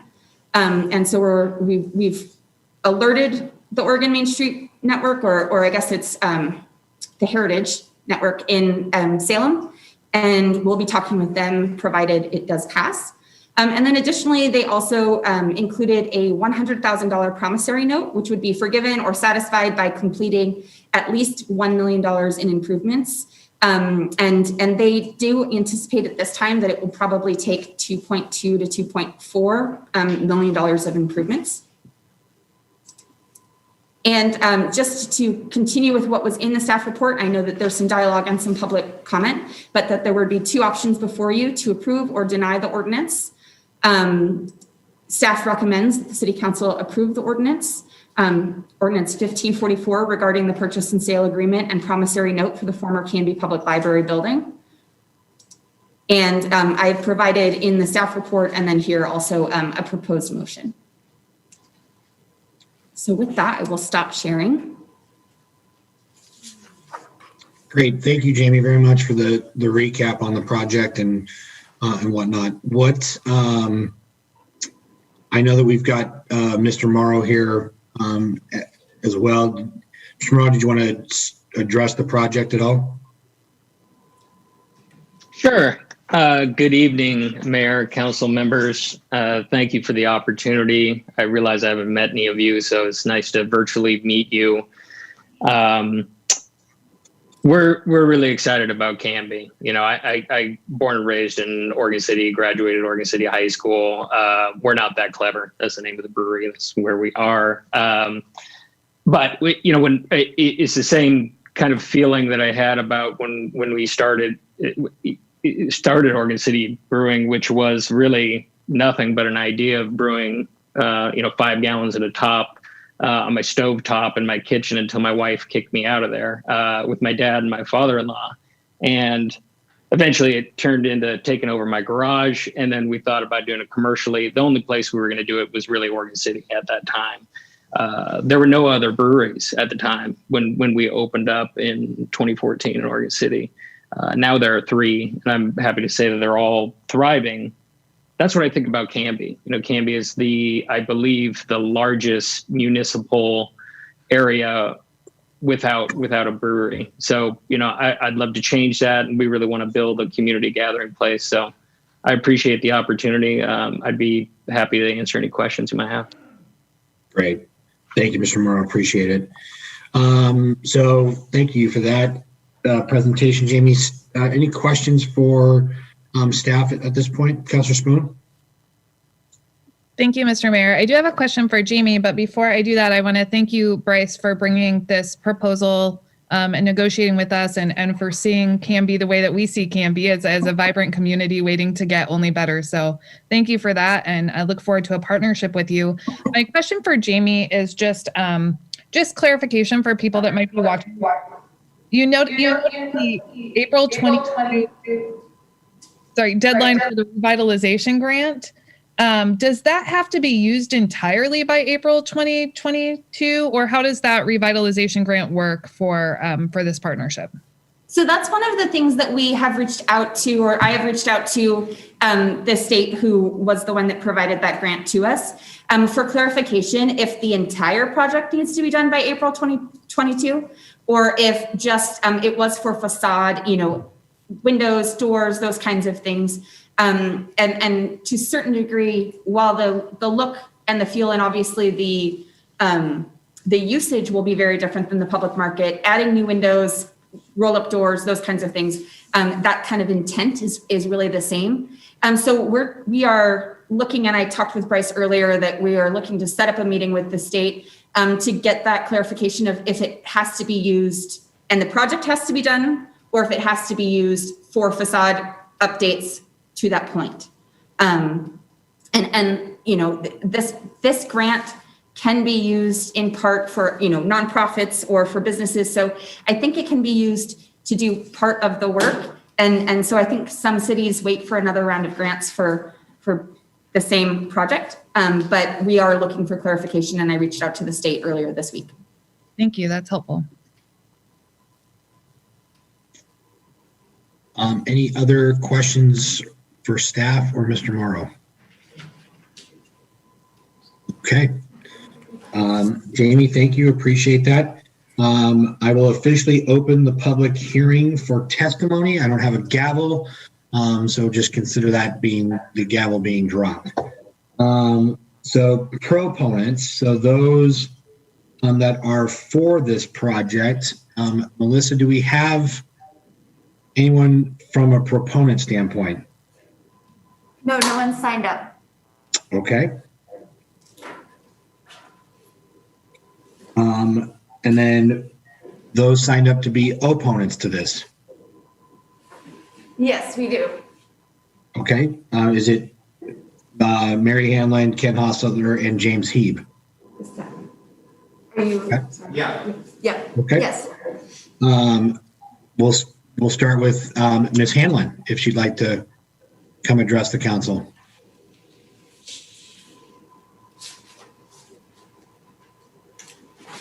Hi, my name is Peter Hostetler. Mary asked me to go ahead and go first, so I'll start. Okay. Hello, Peter. Hey, how you doing? I would just like to take the next few minutes to express my distaste for the poor process that has taken place and the poor real estate deal that has been negotiated on behalf of the citizens of Canby. Oregon Revised Statute 221.725, sale of city real property. When a city council considered it necessary or convenient to sell real property or any interest therein, the city council shall publish a notice on the proposed sale in a newspaper of general circulation in the city and shall hold a public hearing concerning the sale prior to the sale. The notice required shall be published at least once during the week prior to the public hearing required under this section. Here's a copy of last week's paper. There is no notice in here. Jamie's already given me some background on previous proposal periods and stuff. Let's let it be noted that in 2017 and 2018, the proposal periods were longer than 3 months. Another search was made at Pamplin Media for a notice of the proposal period back in January 2020. No such notice was found for this proposal process back then. An advertisement on the city's Facebook page was found dated February 5th, 2020. The post had 1 like and 1 share. I think it's a good idea that the city sell the property at a fair market price. For a building with a value well over $1 million, it seems responsible to elicit the help of professional brokers and advertise on commercial property listings such as LoopNet and CoStar. A hasty proposal period that wasn't advertised by state statute is illegal. An opportunity not advertised on platforms where buyers are looking for commercial real estate is negligent. The public demands more from the elected officials to steward public property well. On a side note, the former Canby Herald building was advertised on those listings, and back in 2019, it sold in less than a week for the full asking price of $375,000, and it is only a quarter of the square footage of the former library building.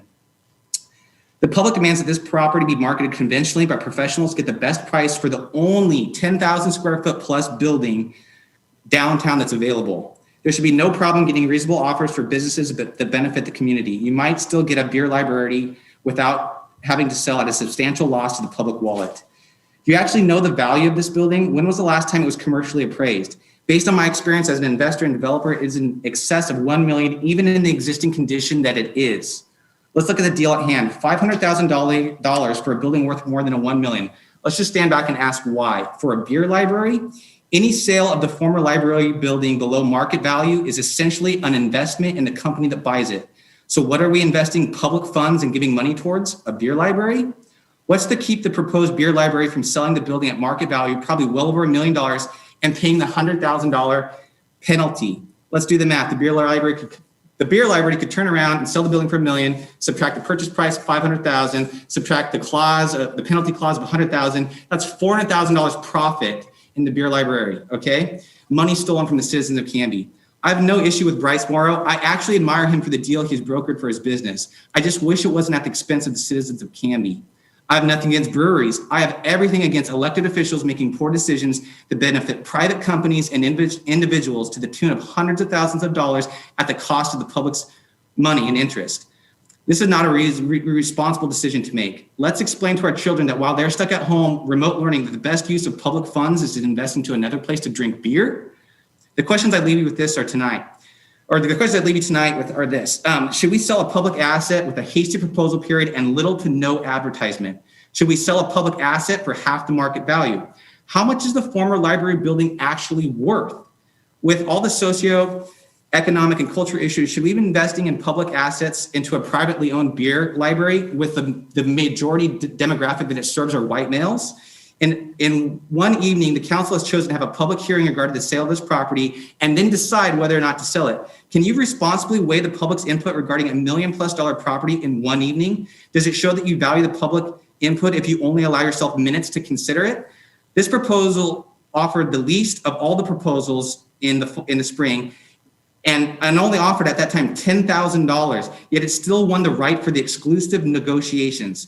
The city isn't a charity for private companies. It's to serve all the citizens. This most recent proposal process was rushed in the beginning, hasn't followed state statute, and hasn't been transparent with the community. We have roads needing maintenance, water quality that is terrible, and a whole community that needs various services. The responsible thing to do here is to terminate these exclusive negotiations, hire a professional broker to market and get the top dollar for this city-owned property, and then invest the community at large. If the beer library still wants to buy the building, then they will do so at market price. When a process is barely advertised and then selects the proposal that offers the least amount of money, a citizen has to wonder what the hell the elected officials are doing and who is really benefiting. Thank you for your time. Thank you, Peter. I know this is in the opponent's time frame of the public hearing. However, the circulated or the newspaper of local circulation that we actually used because of a timeline to get it in was the Oregonian. So we are well aware of that statute and we followed it and we're here today. And that opponent is not, he's not aggrieved because he's clearly here and knows that this is going on. So that's our answer on that. Thank you, Joe. The next proponent is either Mary Hanlon or James Heeb. Who would like to go? Mary, I see you moving. Hi, this is James. Yeah, pretty much. I got a lot of the same sentiments as Peter spoke before me about the library, and it's with the sunset clause of $100,000 specifically, because, like Peter mentioned, is that they could buy it for $500,000, pay the sunset clause, and get $1 million piece of property for $600,000. And it's if the rest of it sounds great. I'm not a big drinker myself, but it sounds like it's going to be more than that. It's going to be a place for families too. But the appeal of the whole thing seems to be that it's they're going to make the improvements. It looked like $2.5 million worth of improvements, and it was going to bring people into the community, like from outside as a destination to go to. But if that sunset clause were to change and say, hey, if you don't make these improvements, if you don't keep your side of the bargain, then you need to pay market value. And I don't think that would be hard to change in the contract, and I think it would be smart to disincentivize them just flipping the property to make a quick buck. But that's all I had. Oh, well, actually, one more thing. I might actually, to Sarah's, Councilor Spoon's comment earlier, I might want to look into that opening on the cat board. I've followed it for a while, but I might take you up on that. But that's all I had. Thanks.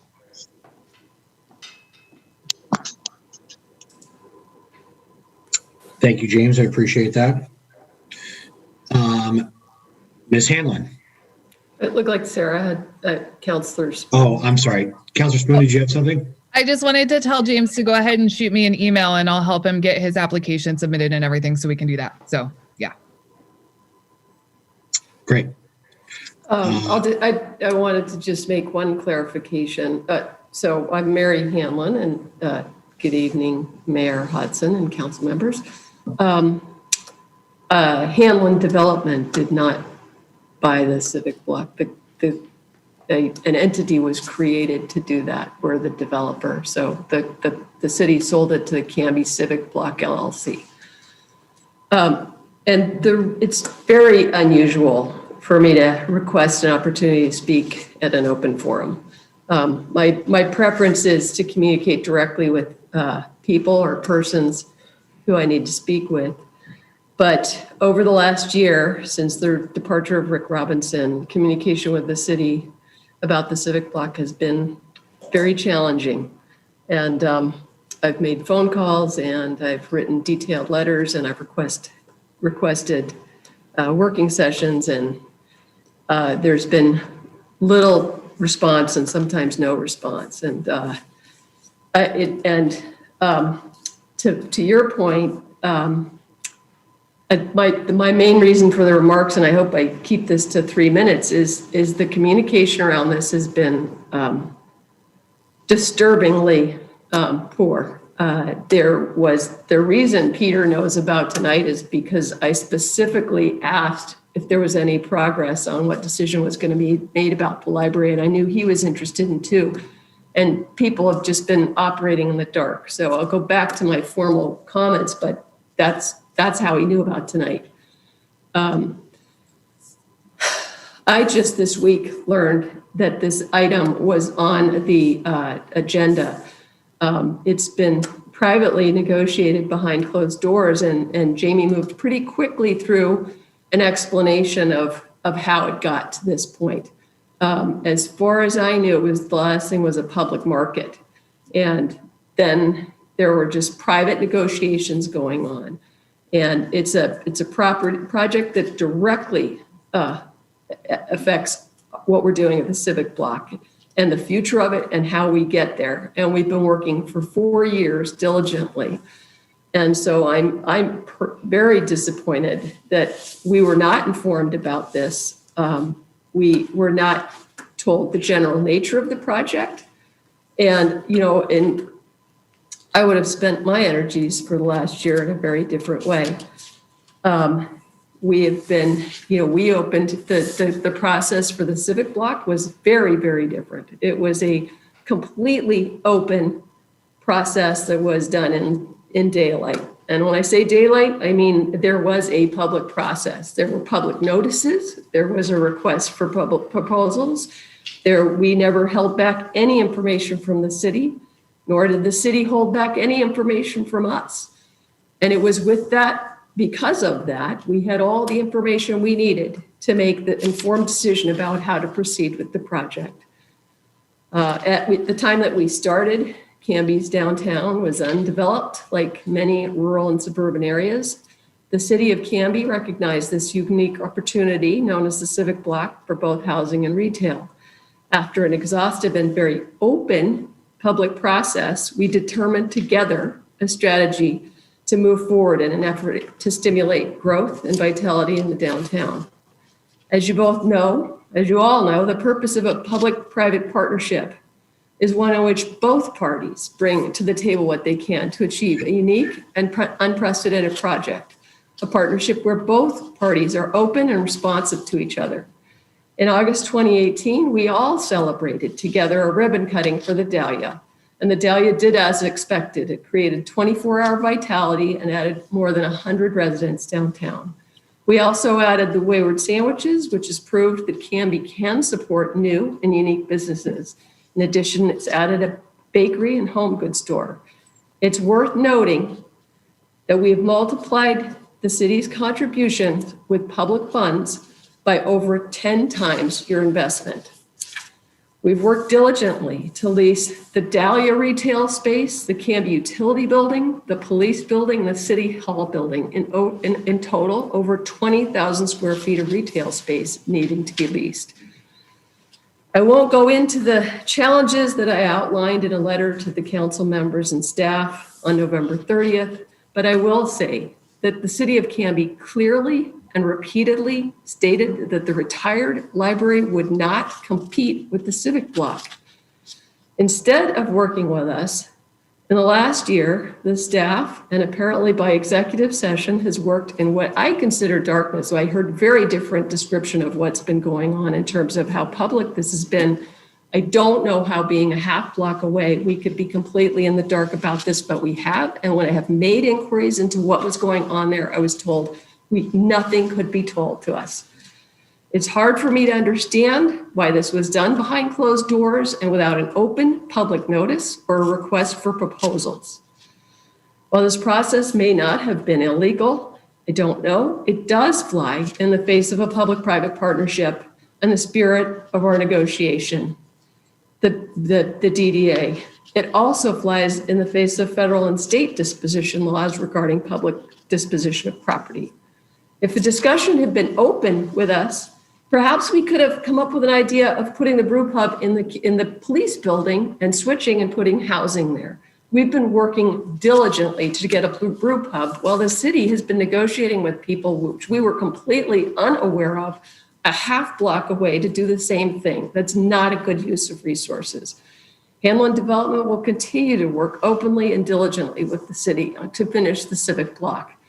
And we'd like to partner with you in a way where we can make our efforts going forward transparent and easily accessible for all of us.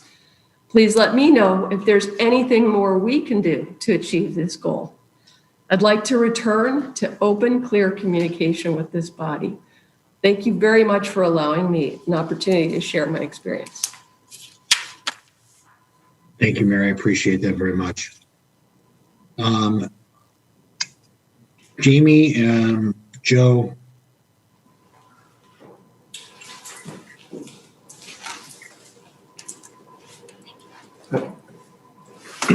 Oh, yeah. Can we address some of the pieces that were mentioned by Mr. Hostetler and Ms. Hanlon, please? Sure. Is the public hearing closed so that we're not going to receive any more testimony? Thank you for that, Joe. I don't believe we have any more testimony to give on this piece, do we? We do not. No? Okay, then I will close the public hearing and we'll move into questions and from us on this. So, Joe and Jamie, can you address some of the pieces that were brought up? Yeah, the selling of the of city property is you have to hold a public hearing. You have to have a announcement in a paper of local circulation the week prior to, and you have to find that it's in the public's interest or that it's no longer needed in order to effectuate the sale. This is exactly why we're having a public hearing tonight instead of just having an ordinance. We advertised in the Oregonian this time because Canby Herald doesn't release its papers except once a week. And we actually didn't, we were trying to finalize when this was going to happen. And it just so happened that the Oregonian was the one that we had to go with this time. It's completely legal. It happens all the time. And it actually arguably reached a much larger audience. We also put the notice on our own Facebook page, in our own release of this information, the way we always do in the agenda way that we always do that. And then the other thing I should say is, there's been numerous of these moments. You've had numerous exec sessions, and those have inspired conversations between some of the opponents that you just heard from and our city administrator. There's been letters back and forth. So this isn't for maybe the viewing audience, because I know you guys know this, is that this has been an ongoing conversation between all of these parties. So, having not zero, but 4 different moments where we did expressions, or 3 different moments of expressions of interest over the last 4 years. At what point did anybody who lives in this community not know that we were looking to have a suitor for this building? So, and we actually went through a huge process with T5, and then that kind of had a falling through because they ran out of funding for what they were going to try to do. So this isn't like we didn't telegraph every last time we've done this. It's the exact opposite. What I will say is I have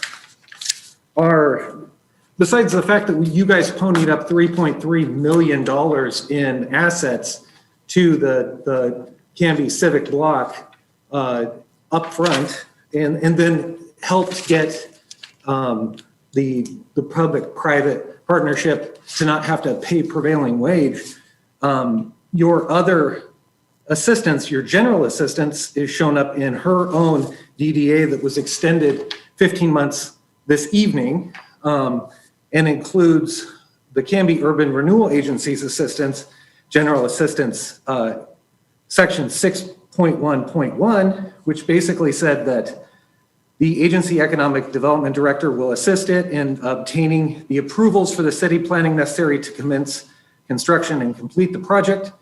That has happened.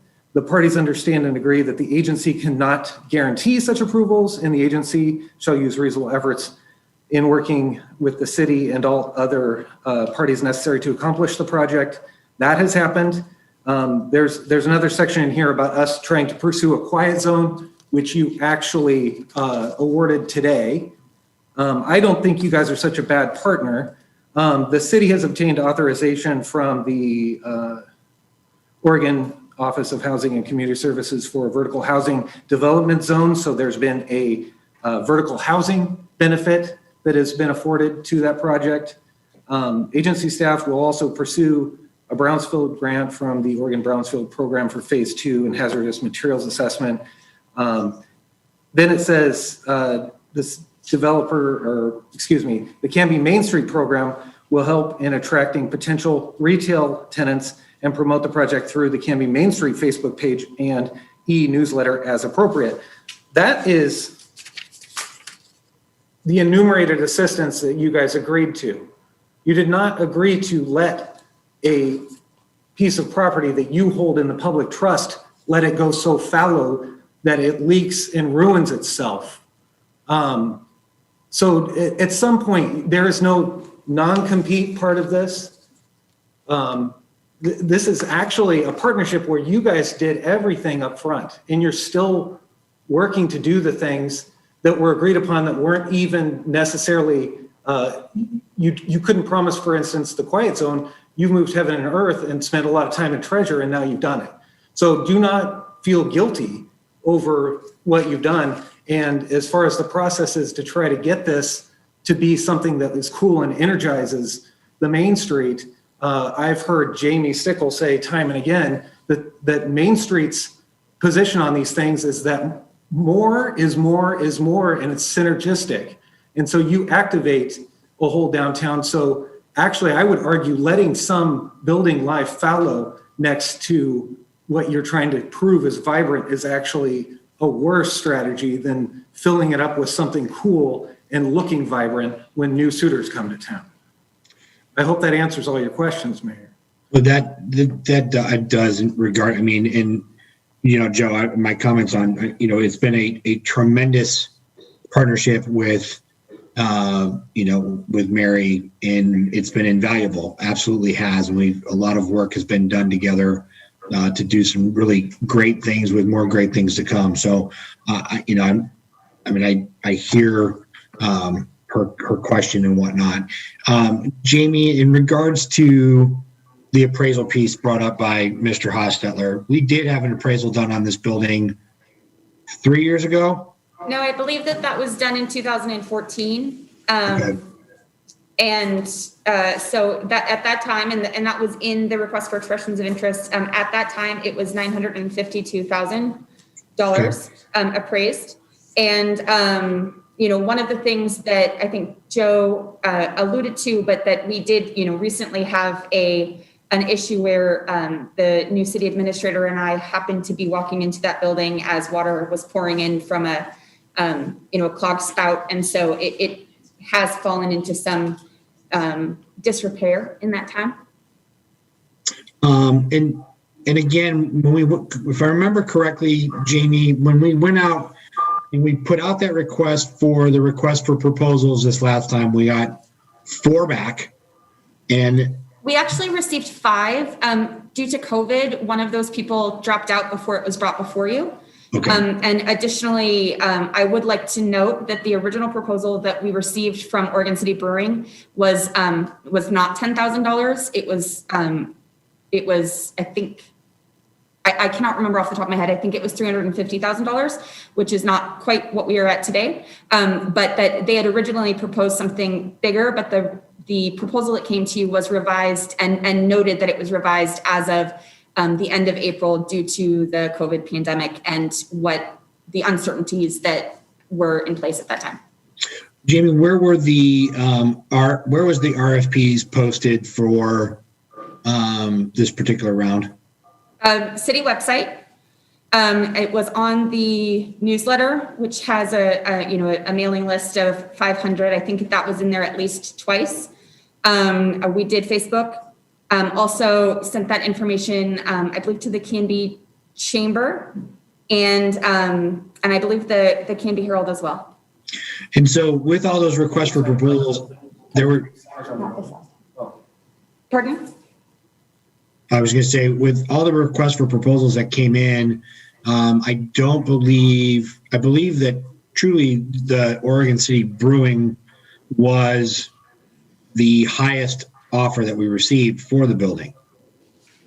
No. I don't think that is correct. I think that at the time, if I'm remembering correctly, that at the May 6th meeting, that it was that the proposal fit what the intention of the city council was at that time, which was to activate the space.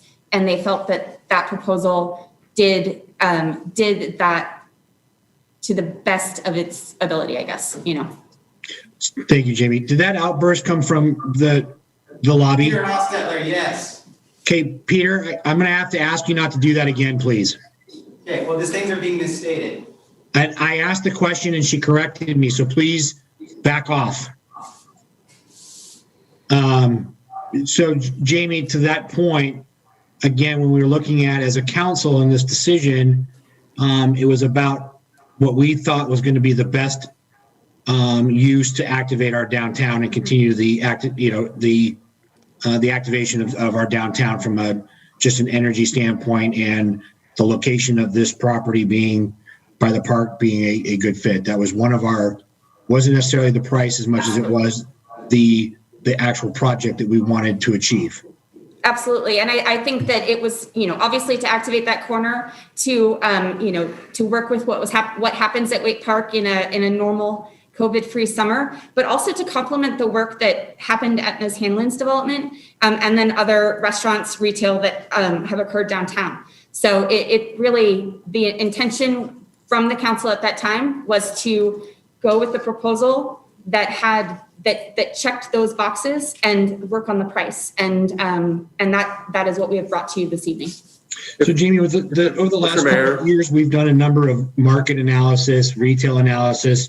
And one of the biggest things that we've seen in those analyses that we've done and we've paid for has been leakage outside of our city in terms of both retail and with restaurants, correct?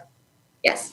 And so this is, again, another piece as we look at this as a council, is potentially an opportunity to shore up and enhance and potentially maybe put a slowdown in the leakage on those two areas, correct? Correct.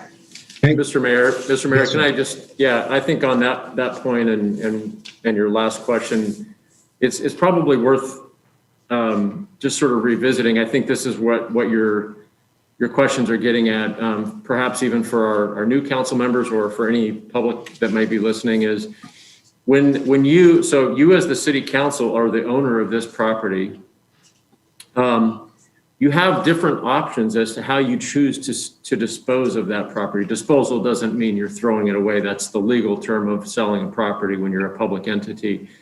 And so it's clear, and of course, I've only been here for a short while, and I jumped into this process quite a ways downstream. But from what I understand, and I think, again, this is what you're saying, Mayor, the council made decisions along the way to choose to go about this process in a specific way so that you could have a say in what happens at the property versus simply putting it up for sale to the highest bidder and having essentially no control over who or what ends up in the building. And so I just want to assure you that you're within your rights to have this type of process versus another one. And you know, in other instances, you, a council, may choose to just simply sell a property to a high bidder that you have less interest in what ends up on the property.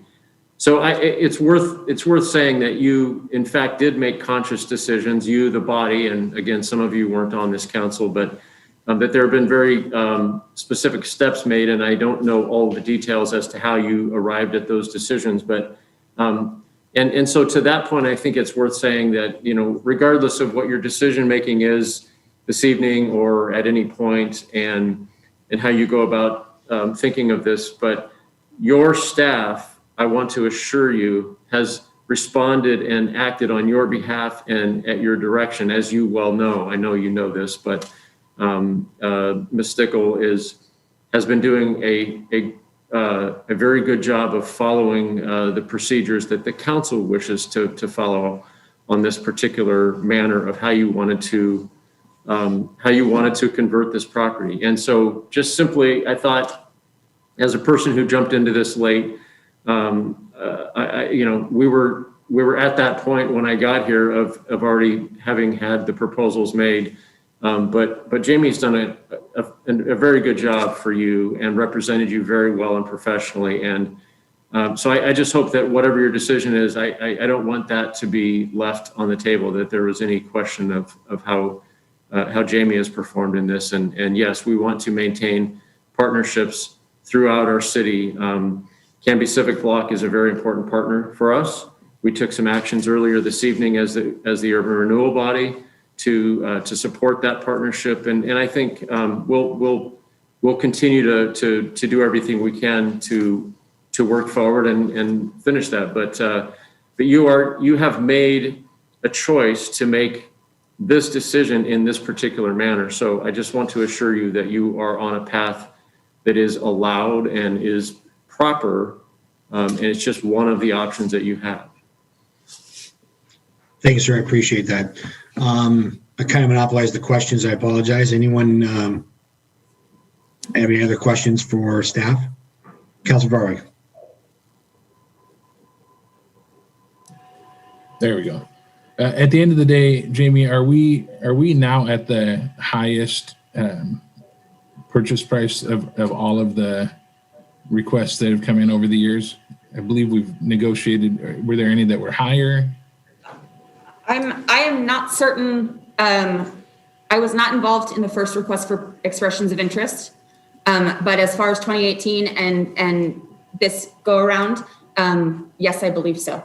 Okay, so we've negotiated up a little bit from where it came in, but we're at the best price that we've had in these last few rounds.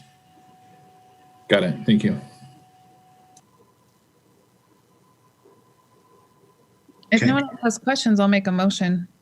Or do we need to have another round of discussion?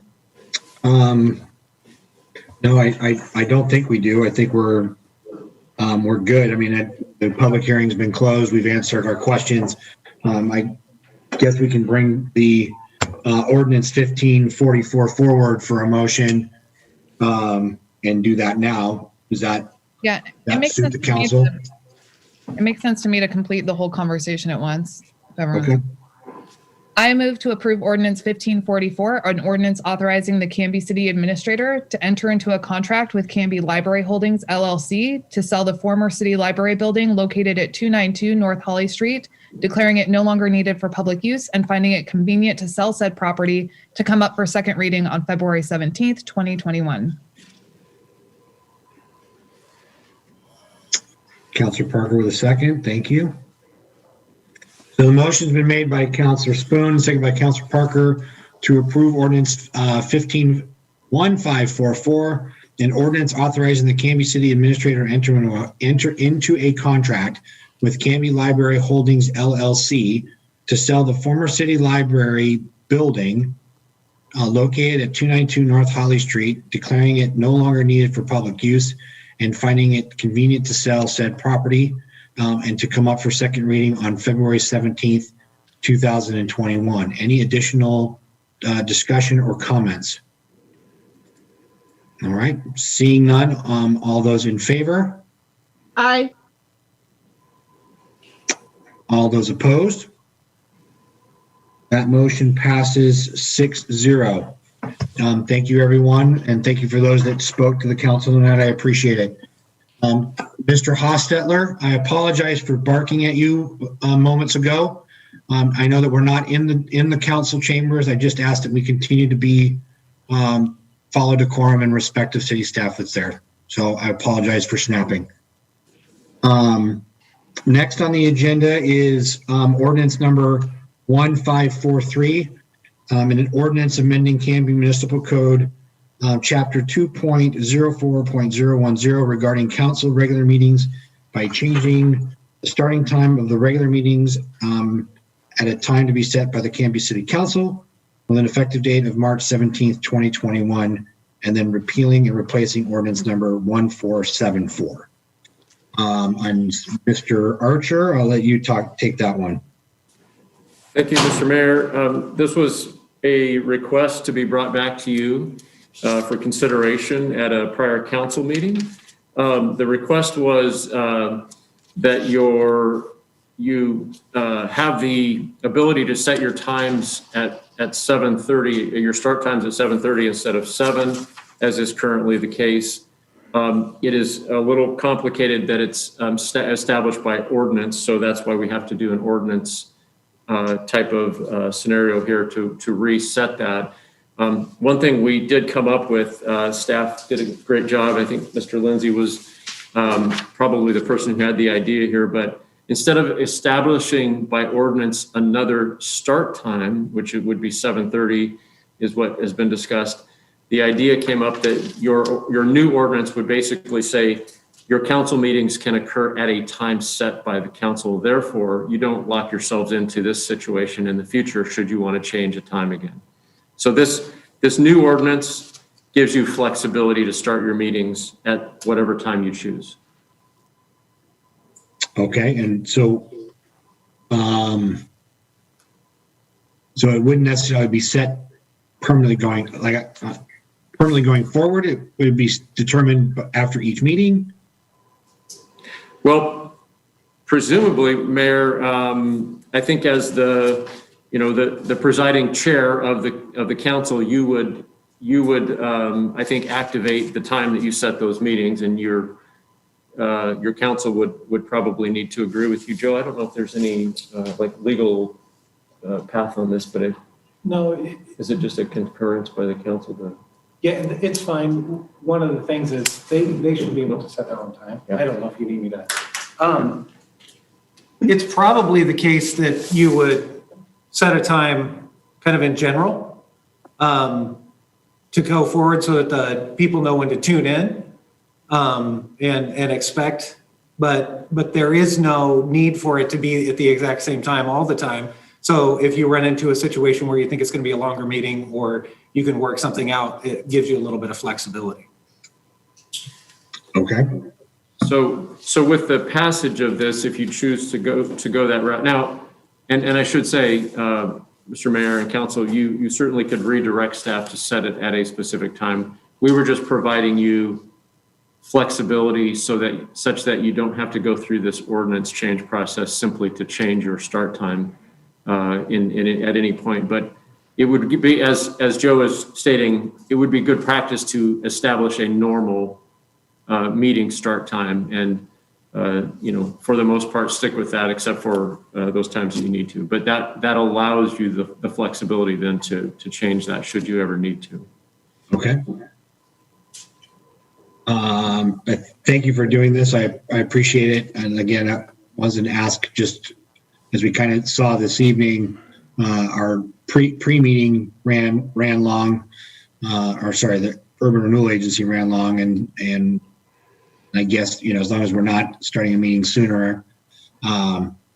So I guess I'll open it up for comments or questions.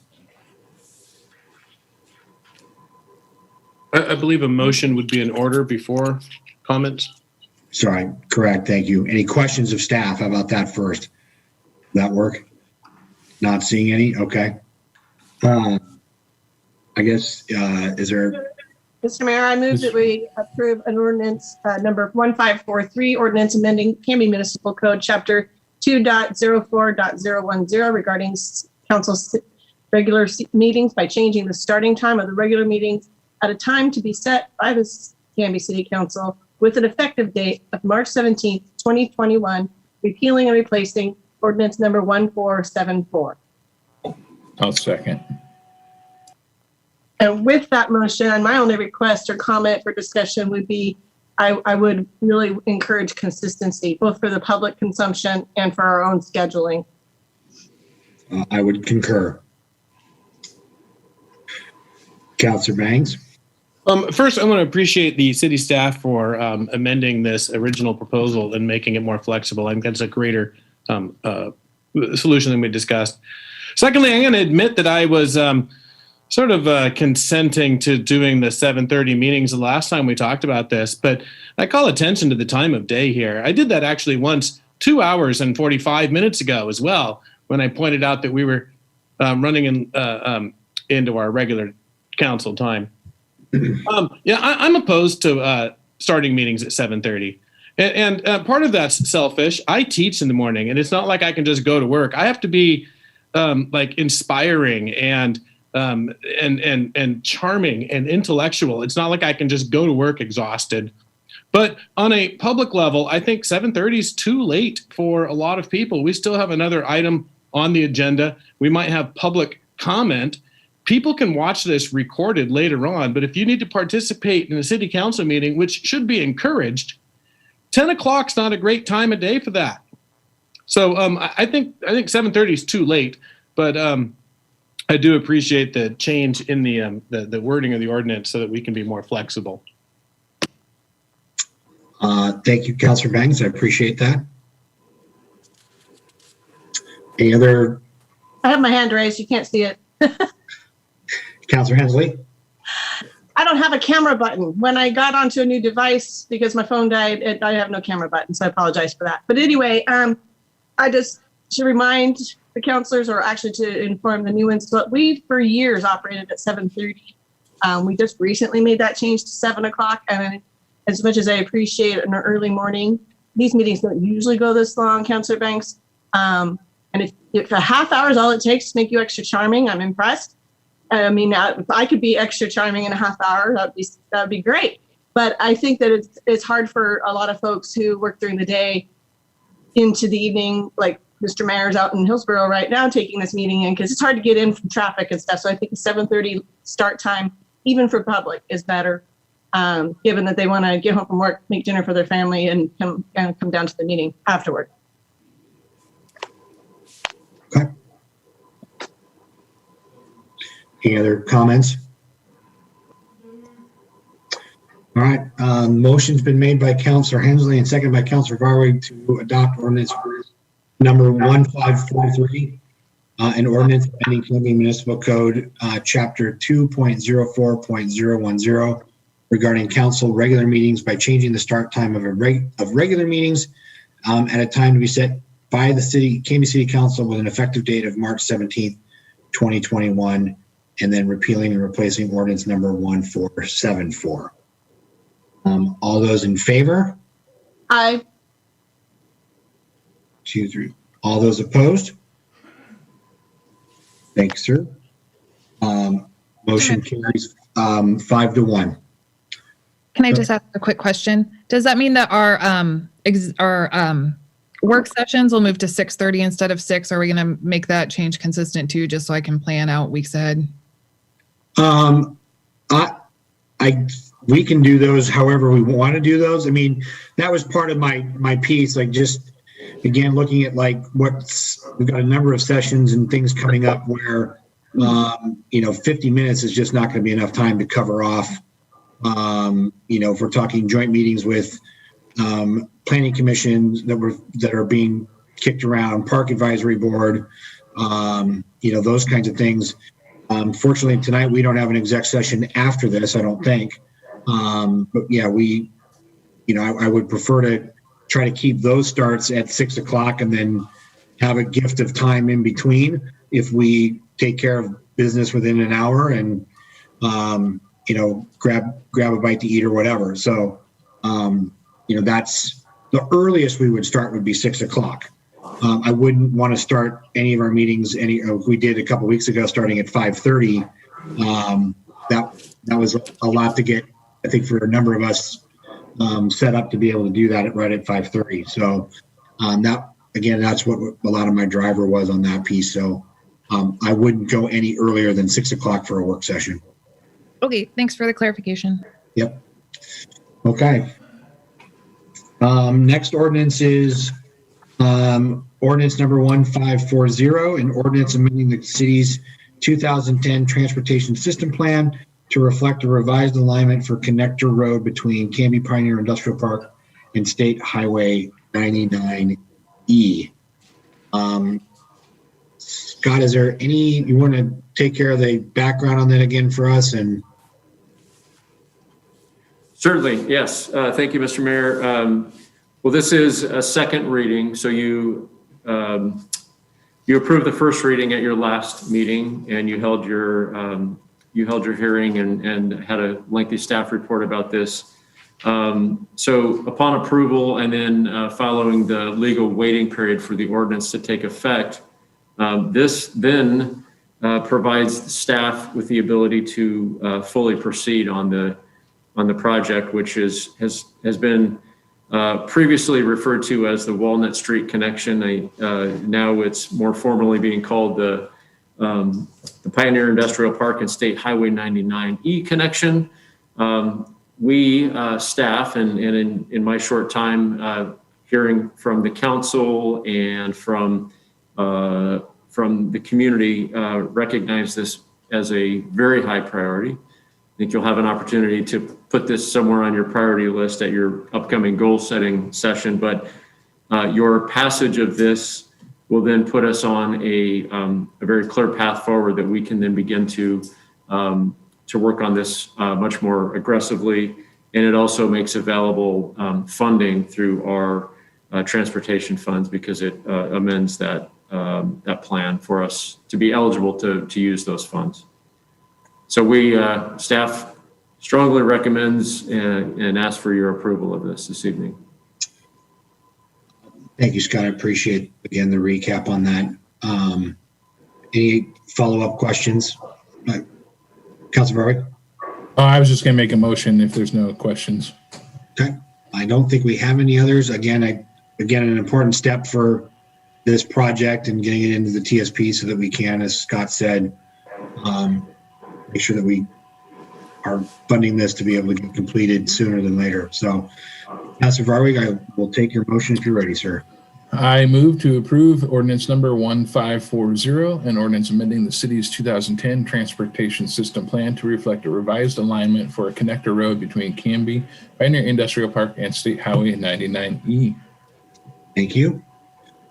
Councilor Bangs for the second. Thank you.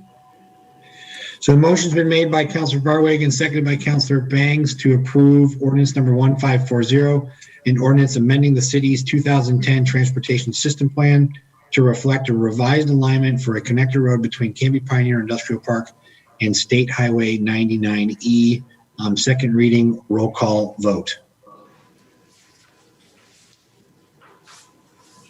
Councilor Bangs? You were muted, sir. Aye. Council President Hensley? Aye. Councilor Tibbles? Aye. Councilor Parker? Aye. Councilor Spoon? Aye. Councilor Barwick? Aye. Thank you all. That passes 6-0. Next on the agenda, under new business, is a discussion regarding Ivy Street improvements and the undergrounding of utilities. I will say before I turn this over to Mr. Archer, this has been on a couple of twists and turns here in the last, I think, 5 days. And so I will let Mr. Archer explain the roller coaster ride that is South Ivy. Sir, it's yours. Thank you, Mr. Mayor.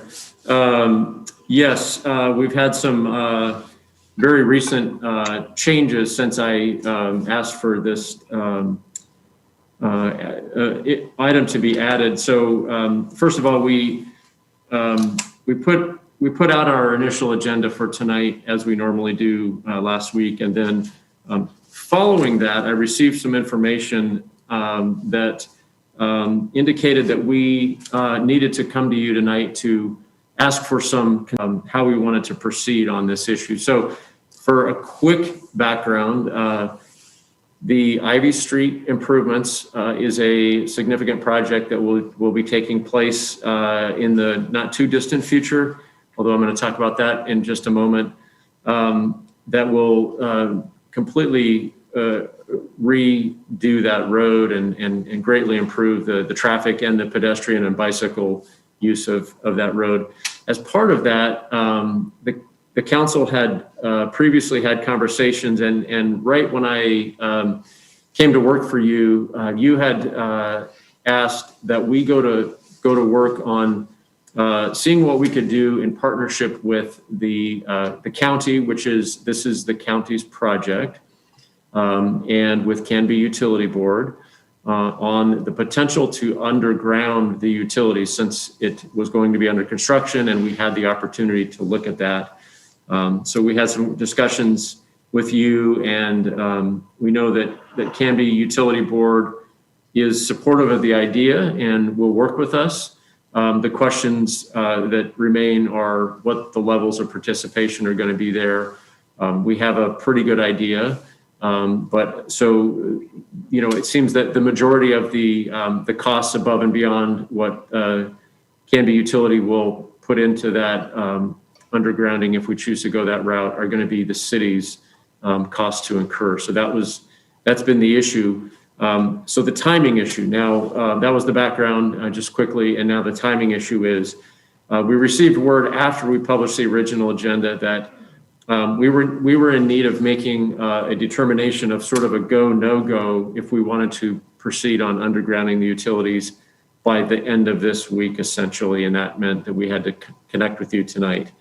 We published this amended agenda, and then not too long after that, and in fact, yesterday, we just received news from the county. Again, they are the project lead, that they are delaying the Ivy Street improvement project by 1 year. So what was basically a timing, sort of an urgent timing issue, has now become less of an urgent timing issue in terms of our making a decision on our participation in that undergrounding of utilities. So with all of that said, the urgency has been lifted, and the reason for putting this on the agenda as amended as we did, it no longer exists.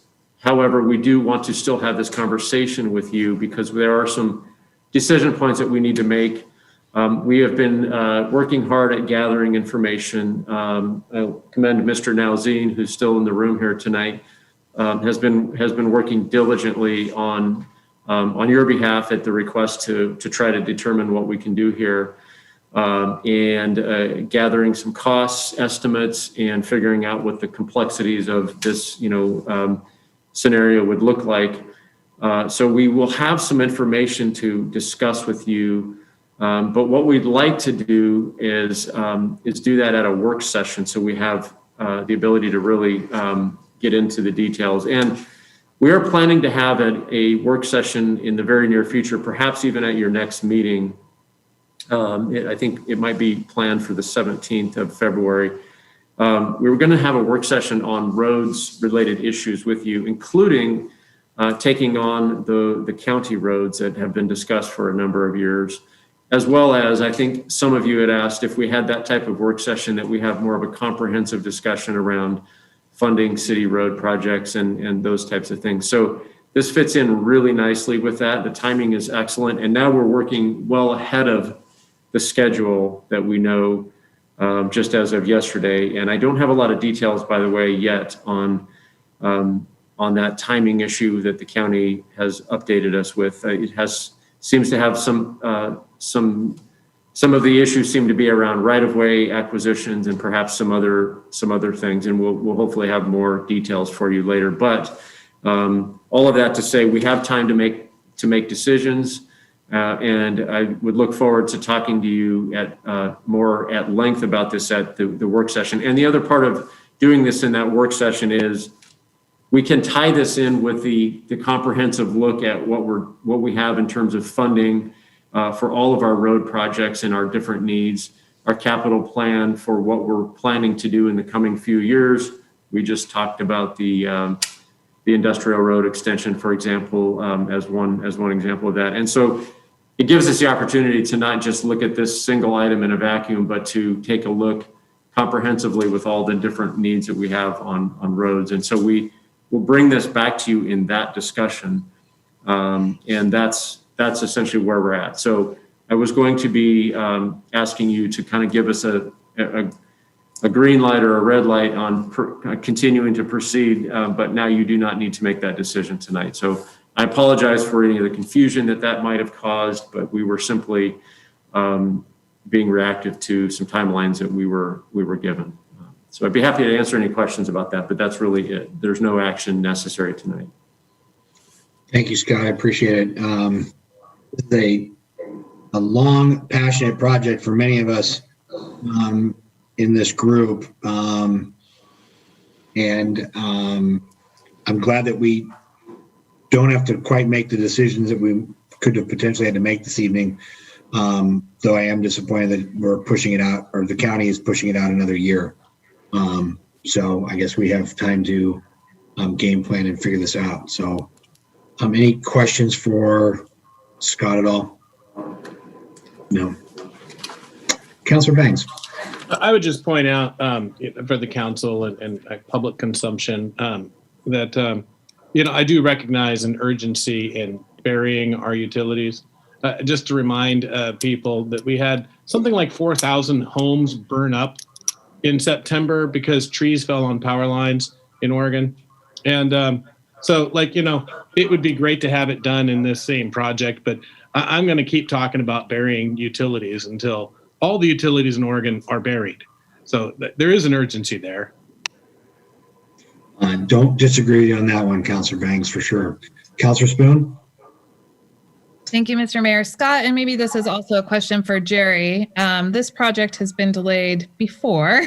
This is not the first delay we've had. And I have often expressed my frustration that, I walk from my house to downtown every day, and sometimes I take Ivy, and it's not a safe road to walk on. And I have extra frustration because we have an elementary school on that road, and I watch young children walk to school along Ivy every day when school's in session. And I'm shocked, frankly, that we haven't had a tragedy on that street.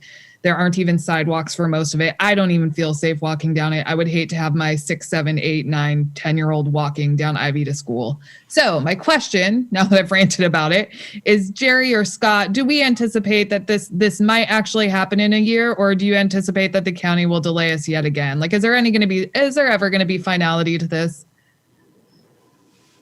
Well, I'm asking Mr. Nelzine to come up and help me answer your question. My understanding is, and I'll let Jerry supplement this, is that the county still very much intends to do this. I hear your concerns, Councilor Spoon, and I know that this is a very important transportation project for the city. It's county project, so we're kind of to an extent, the mercy of that. But my understanding is they want to proceed still. But by saying it got pushed out another year, I want to make it clear, and this is where I'm going to ask Jerry to help me. The timeline was such that we were still in an early phase of the project where it was not going to be bid yet for another year. So that means perhaps it pushes that out a little bit further, I think. Can you clarify, Jerry? That is correct. It'll put it out it'll be bid out somewhere around January. It'll go to bid somewhere around January of 2023. Maybe start construction around that summer. So pushing it out another year simply meant not next year, but another year beyond where they were already planning, just to make, I wanted to make sure that was very clear. Sarah, this was really hard on the county. John Gardner's been doing a great job. Tony Roos with Kittleson, he's, sorry I've been on my phone. He's been diligently watching this meeting. Excited to get this project going. He's been a huge part of helping Scott and I get the stuff together for the undergrounding. And I reassure you, the county wants this just as much as city staff, but the way this is going, it's going to put it out another year, but it's going to give us more opportunity for even a better quality project. Undergrounding the power was one portion of it. The other thing that we really were getting pressed on is I want to do street lighting and have time to do that. So it's too bad, but in the long run, this is going to be a good project. The other portion of it is the signal that's going in. Was just going to be set up as a flashing yellow and red until the traffic count let us turn it on. Maybe at that time we can look at the traffic study and just have an active signal at that time too. So there's a lot of stuff that is going to benefit us, but it is sad that we can't get going on this. So did that answer your question, Sarah? Yeah, it did, Jerry. Thank you so much. It's frustrating, but it is what it is. We've worked with the county before. Nothing happens so rapid when you have multiple government agencies. My other question is still related to Ivy, but the project that's happening right now seems to have started moving relatively quickly. Do we know when that's going to be finished? I have a lot of people asking when they can drive on Ivy again, as long as we're talking about Ivy. We continue to run into a lot of problems with that, more than we anticipated. Right now, we kind of ran into some water line conflicts and stuff like that. So we could be going a little bit different direction, maybe some pipe bursting to get through that without having to tear that all up to kind of speed that up, because I know it's been painful for the community on that. We currently got them so that they got traffic flowing again to finish it, but they got another month. If we can't pipe burst that, get the laterals in, we got another month of construction. So we're going to keep it open, keep travel going, and let us know if you see any concerns and all that. We'll address them. Yeah, I know. Thanks for answering that question while we were talking about it. I appreciate you. Yep. Councilor Brody? Yeah, my question is similar along that lines concerning that project that's being done right now. Obviously, the patchwork is subpar at best right now, and I know it's not a complete project. Will the patchwork on the street be better when that is complete, or now that we're delaying this another year, looking at summer of 2023, are we going to be driving on a not well patched road for two and a half more years? Yeah, thanks for checking on that. That we couldn't combine them to save money. We tried.